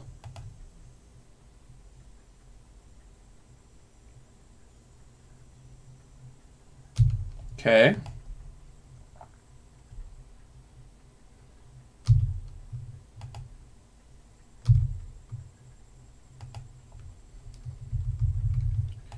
Just on this mill everything plan. Well, Verdict would be a really good draw. I could see us getting there. So what are we hitting here? A Mox Amber. Mox Amber is also kind of terrifying, but opponent's mostly out of cards. They have 1 card left and a Mox Amber that they can cast.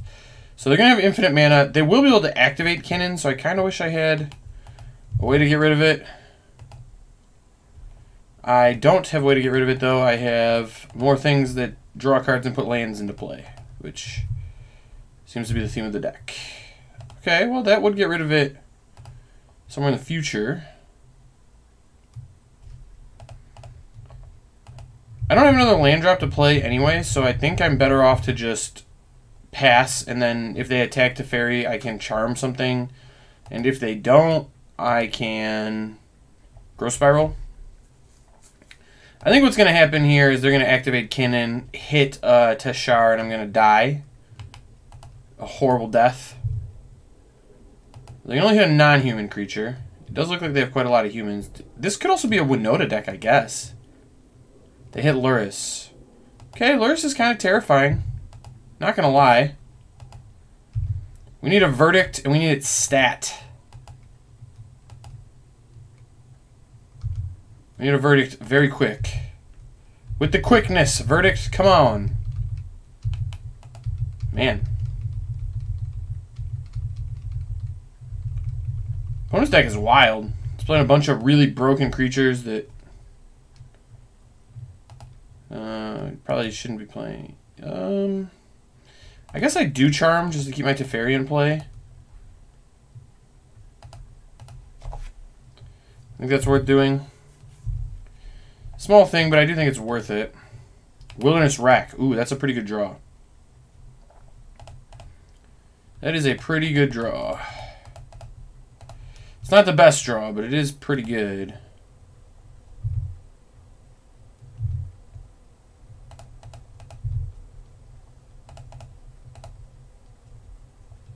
Okay. Not going to shock. I think there is an argument to shock there. I'm more interested in just cycling a Typhoon. I guess, yeah, given the size of most of their things, I was probably supposed to shock there. I think I screwed that up. Oh well. Alright, so Teshar might kill us. They have a Niambi, which I assume is really bad for us. Okay. Emery's not great, but beatable, I guess. I would say beatable. What do we mill? More artifact stuff and legendary stuff. Okay, so no artifacts. So opponent's Emerys don't do anything, which is fine by me. It's fine by me.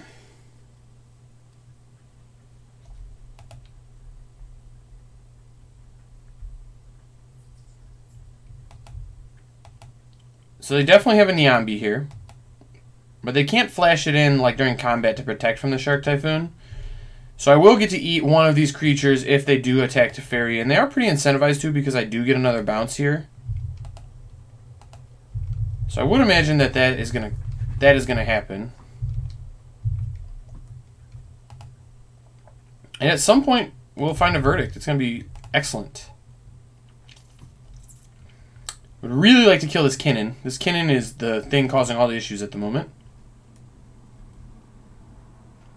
Although getting Lurrus off the table also pretty good, if we're being honest.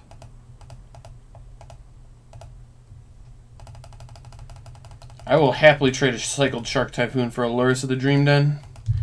Lurrus has already done a decent amount of work and killed a guy, or brought back 2 Thrabins, so definitely gotten value for the opponent, but it's just going to get more value if I leave it in play, so.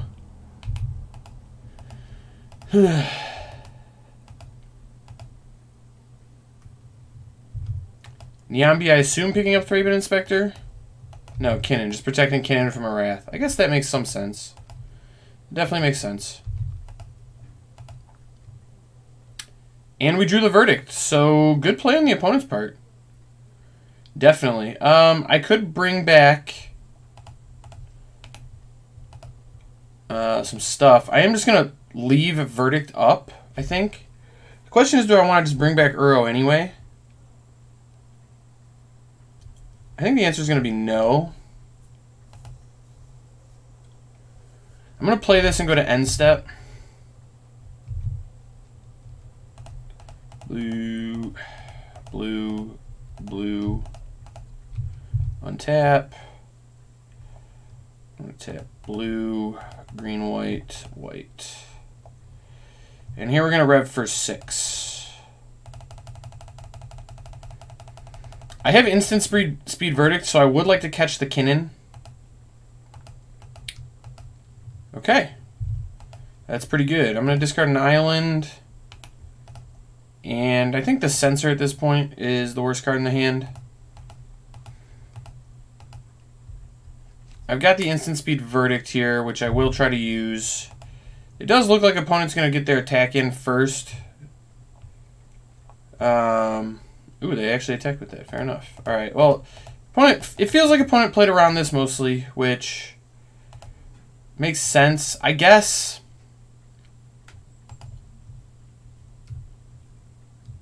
Maybe I screwed this up. Maybe I should just let Teferi die. I just do not need it in play.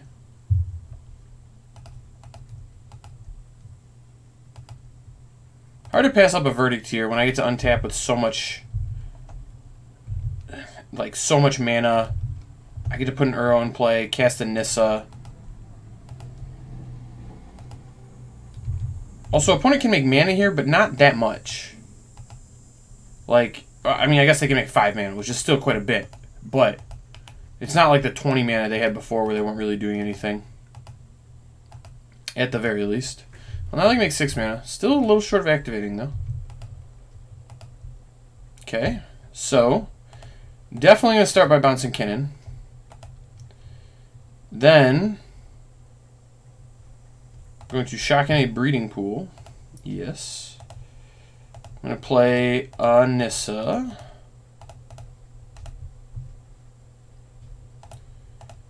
I'm going to put Uro into play.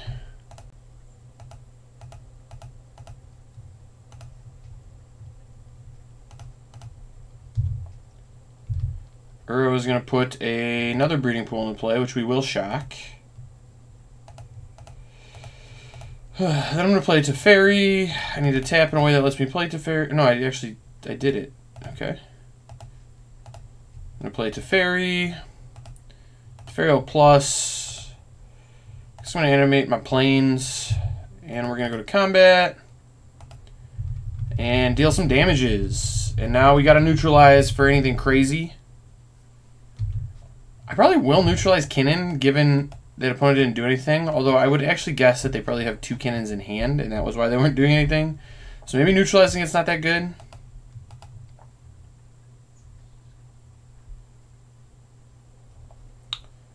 I am still going to neutralize it, though.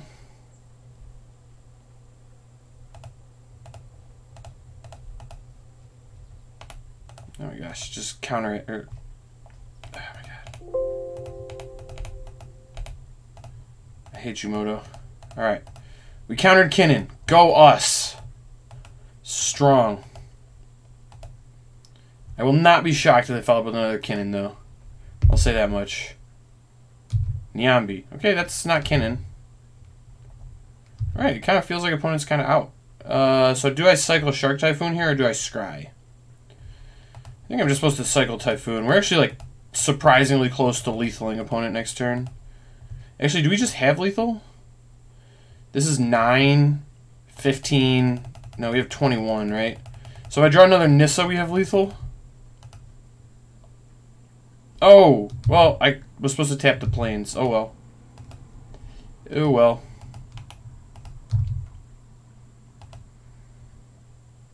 Oh, there you go. Just drew the Nissa anyway. Very good. Ooh, and we have the counterspell to fix it all anyway. Okay, perfect. So let's tap that for green. We'll plus here. I will cast another Nissa. Going on 5. We'll untap my Scattered Growth. Sure. Go to combat. Attack with all of the things. Fabled Passage in play. That is lethal. That's a really absurd turn. Or not turn, but just like winning from a really absurd state. And then you see the power of Nissa. Nissa's messed up. So, it looked like Mystical Dispute was excellent there. I'm trying to decide if Devout Decree was good. I don't think it really is. I do kind of feel like I like Narset. Veto didn't seem good. Dispute was definitely good. I think I'll have it. Gust hits Kinnan. Doesn't really hit Tashar. Devout Decree hits Luris, but not enough, I don't think. Or not enough to like warrant bringing it in. Yeah, I could see like a Settle. Giving them a lot of mana doesn't sound that enticing, though. I think I'm supposed to bring in the Narsets. I'm going to go down to Typhoon and a Rev. And cut a Veto. Charm seems pretty bad. They didn't really attack, and it doesn't really break up their combo. I'm going to cut a Charm. Rely on Dispute and Neutralize to be my interaction here. Dispute's a little loose, but they did have a lot of blue stuff, so I'm certainly bringing it in. I mean, we saw Nyambi, we saw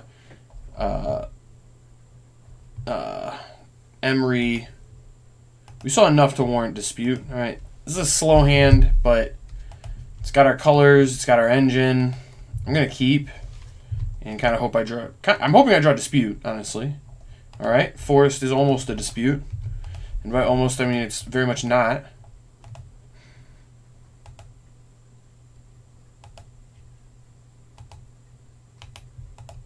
One plays a tap land here. Interesting. Okay, so then they have the Emery here, I would assume. That makes sense. Mill the Mox Amber. Well, they already had an Amber, but now the other Amber. Now, I guess they can make a lot of mana next turn if they want to. And what we can do next turn is play a tap land and look at them with a dumb look on our face. Just stare. Just stare down with our mouth open. It's like a YouTube thumbnail, dude.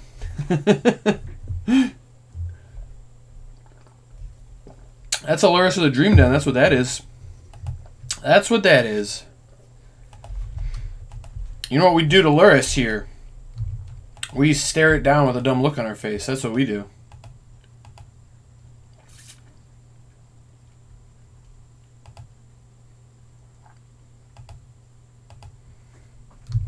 Oh, man. Just looping Ambers. It's so much mana. Really happy they printed this card. So, you know what Magic needs is more... Oh my god, do they have Teshar? Is this just actual lethal? No? Okay, so they're just passing. So, I don't think I have an out here. I think I just actually... I think they just go infinite right now. Alright, that was really impressive. From what they... When they had all the pieces, their deck looked really good. I guess they're not infinite, but they're like basically infinite. They're one Lurrus away from being infinite, which I guess I should have made them show me. Yeah. I guess Veto to counter some of the artifact stuff could be okay. I don't know. Doesn't seem good enough to me.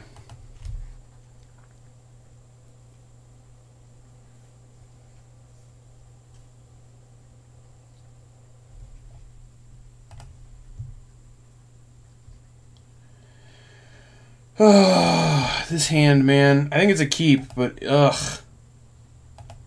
Ugh.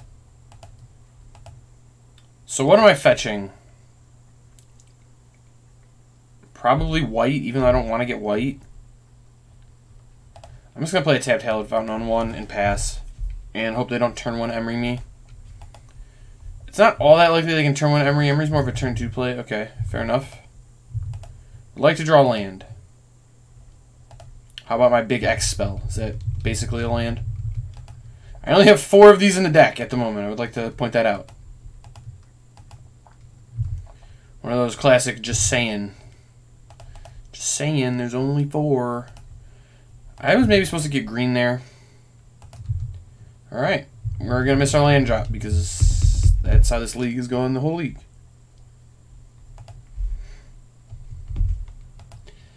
Now, we're going to miss our land drop, and that stinks, but this is actually the type of hand that can recover from it. All that said, this is a disaster. I think full stop, this is a disaster. I am going to cycle my Typhoon. If we'd hit our land there, I could have just disputed it and all would have been well. 5-drop, perfect. Land? At least we hit a land. Well, I'm going to put my Teferi in play, and this is actually pretty bad for me. I'm kind of forced into doing this, but they're going to get to resolve their Teferi now, and that's terrible for me. Because I have 2 disputes in my hand, and I really would like to counter their Teferi. All that said, if they don't resolve a Teferi here, I do kind of like where I'm at. And if they just play like creatures, like a kin in here into another creature would actually be okay for me. I would accept that because I do have the verdict.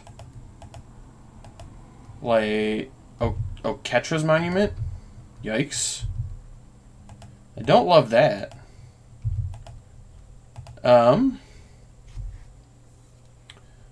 Alright, so what do I want to do here? Kinnon's not doing all that much work. I do think I'm supposed to plus. And probably play the Forest.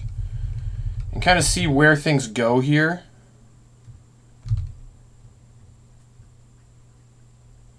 Yep, they're attacking Teferi. Oh. I actually maybe should have cycled Shark Typhoon and just blocked. But I'm going to let this happen. I think we can beat No Catcher's Monument if they don't go like too crazy this turn. Okay, well, they didn't do anything. I am just going to verdict here. I think it's fine. Oh, they can act... Wait, activating Kinnan response isn't good. I was gonna say, it just gets verdicted. Alright, well, that's fine by me. Now I don't even have to play around a counterspell. I'll take that. I mean, Luris is going to be really annoying. They're going to get to Luris me here, but it's not something I can do that much about. I need to get my game plan going here if I want any real shot.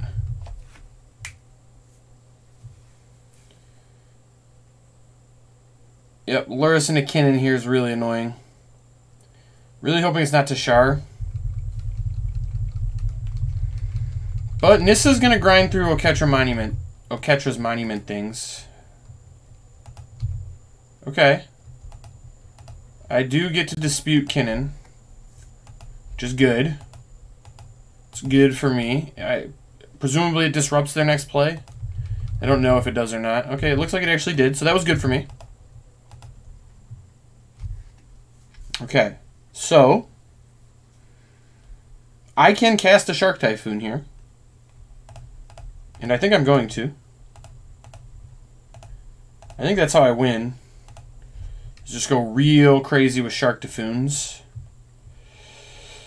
The question is what I want to do with the rest of my turn.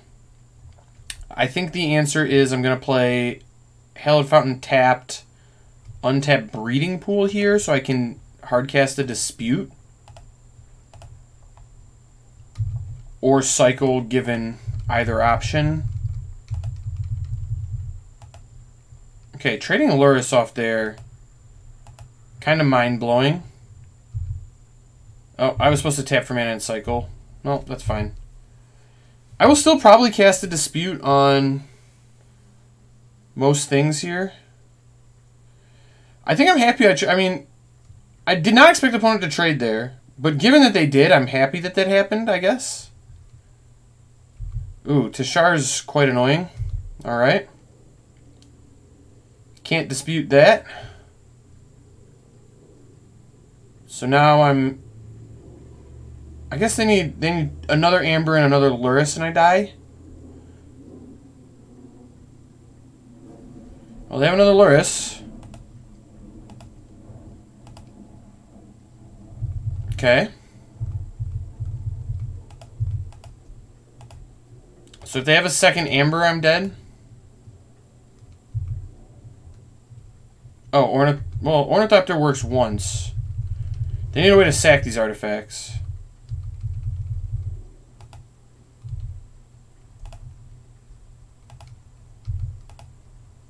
Okay.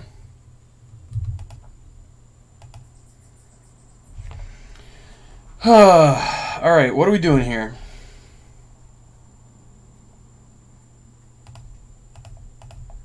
I think I'm casting Growth Spiral. We're going to make some Sharky boys. Yes. I don't particularly think my lands matter all that much. I mean, this is coming into play tapped. I do think I want to use this. So I can rev for 3 here. How good is that? It's not that good. Opponent does only have 2 cards, though. They will get to activate Kinnan, but they need another Amber. If Kinnan hits an Emery, though, I'm in a lot of trouble. Huh. So where am I actually at here?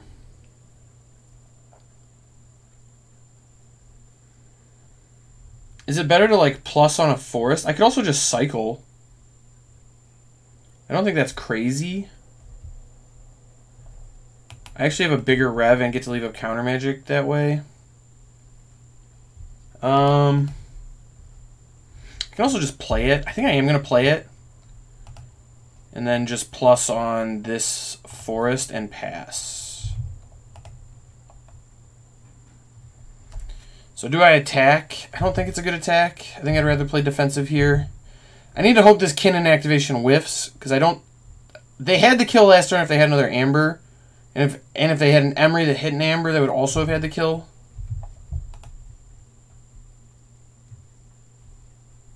So we're just sending everything at Nissa. I mean, that makes sense, but not the end of the world for me. We got some good blocks. Nissa going to 6 is fine. I'd rather get some of these guys off the board anyway.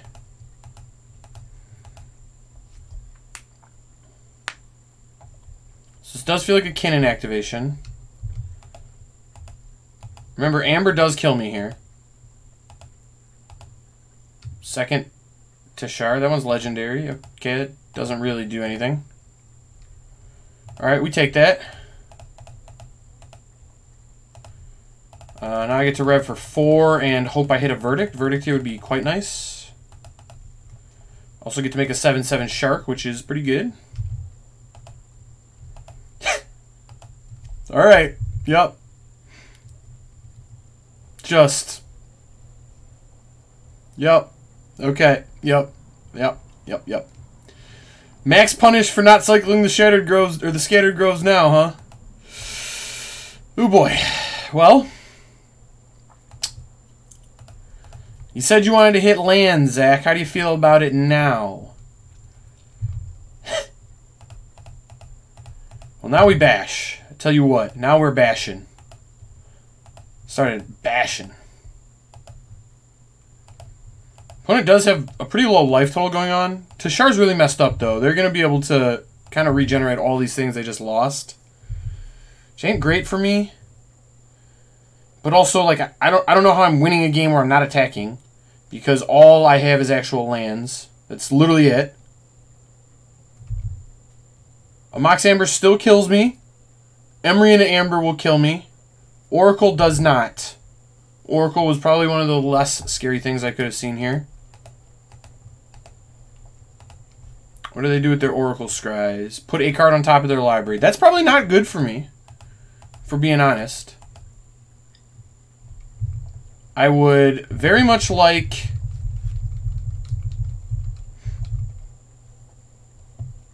I'd very much like to draw a spell, I guess. Uro would be amazing. A verdict would be amazing. Any spell would be great. A wrath would be particularly good.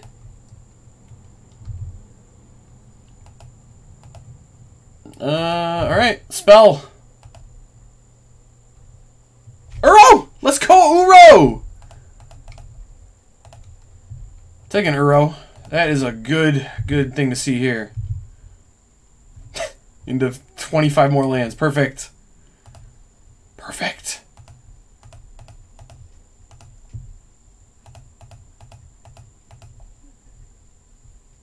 That one, sure, whatever. Doesn't really matter. I want to get rid of the breeding pool, but also doesn't matter. Spell. Teferi's good. I think Teferi's good. What do I bounce? Probably Teshar. Definitely Teshar, right? Yeah, gotta be Teshar.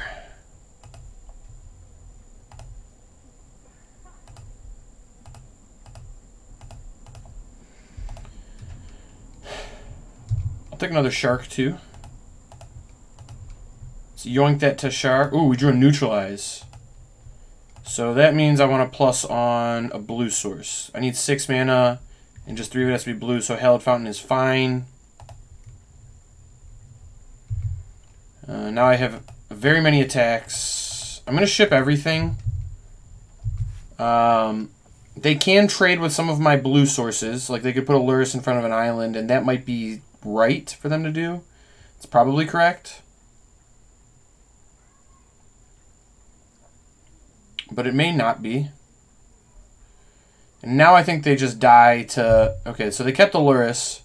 Now I think they just die to their Teshar getting countered, and they just don't know that yet.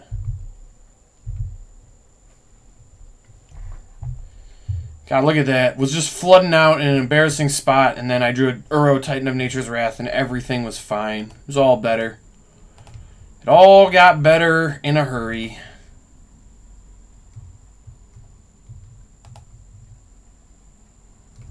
No Teshar.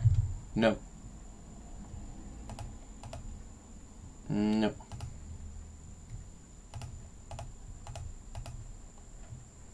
I would like no Teshar here, please. Alright. Yep, they need to Shard to do anything there, so we got a W. Overall, this deck was definitely a land short, maybe 2. So I would 100% go up to 27, 28 lands, probably. It just feels like if you're playing a Growth Spiral Uro deck, that's the number you need to be at. I get that we have spells that cycle, but we also have lands that cycle, and I would probably play more of the cycling lands. Scattered Groves and the blue-white one, I'd probably, and maybe Ketria. Like, I could see just having 6 total cycling lands and being at 28 lands to go through cycling spells to kind of up the consistency. And you can see that we had consistency issues. That was a real problem here with this deck. Was it felt like a lot of what it was doing was powerful, but it wasn't super consistent, and that definitely cost us. So, yeah, I think overall the deck feels good. It feels powerful, but gotta tune it. Needs a better land spell ratio. It feels like it could really use a 1-drop or a 2-drop. Unsure on that. There's not really any better plays you can do in these color combinations necessarily. The good 1 and 2 mana spell. I mean, you could play Elves. That is the good 1 mana spell in green, and it's one of the better 1 mana spells in Pioneer. But this isn't really an Elf deck. This is a ramp with lands deck, and that's fine. That's just what it is. It felt like it could maybe use something else to go over the top of other decks. I don't know. I think the mono black matchup was going to be tough no matter what we did. I think the Bant matchup looked like pretty one-sided. The Teamer versus Bant matchup looked pretty one-sided, but I do believe that we're actually favored in that matchup, and we just drew pretty poorly, and I think that happens. I know that having played that matchup before from this side, like from the Bant side, from Standard, that the Bant side was favored, and this should be even more favored because we got more tools to help. So, yeah, I don't know. I think we got a little bit unlucky there, but it's just what it is, just part and parcel of the matchup, and that's fine. So yeah. Remember, if you like the content we're doing here and want to see more videos like this, subscribing to the channel helps. If you want to share the channel on social media, we really appreciate it. And liking the videos helps, commenting helps. Remember, this was a user-submitted deck, so if you want to submit your own decks and ask for, for some feedback on them and how I would play them and all of that stuff, we're always happy to do that. So, just leave a comment, say you want to see X deck, and we'll get on it. We'll test it out for you. But with that, talk to you guys next time.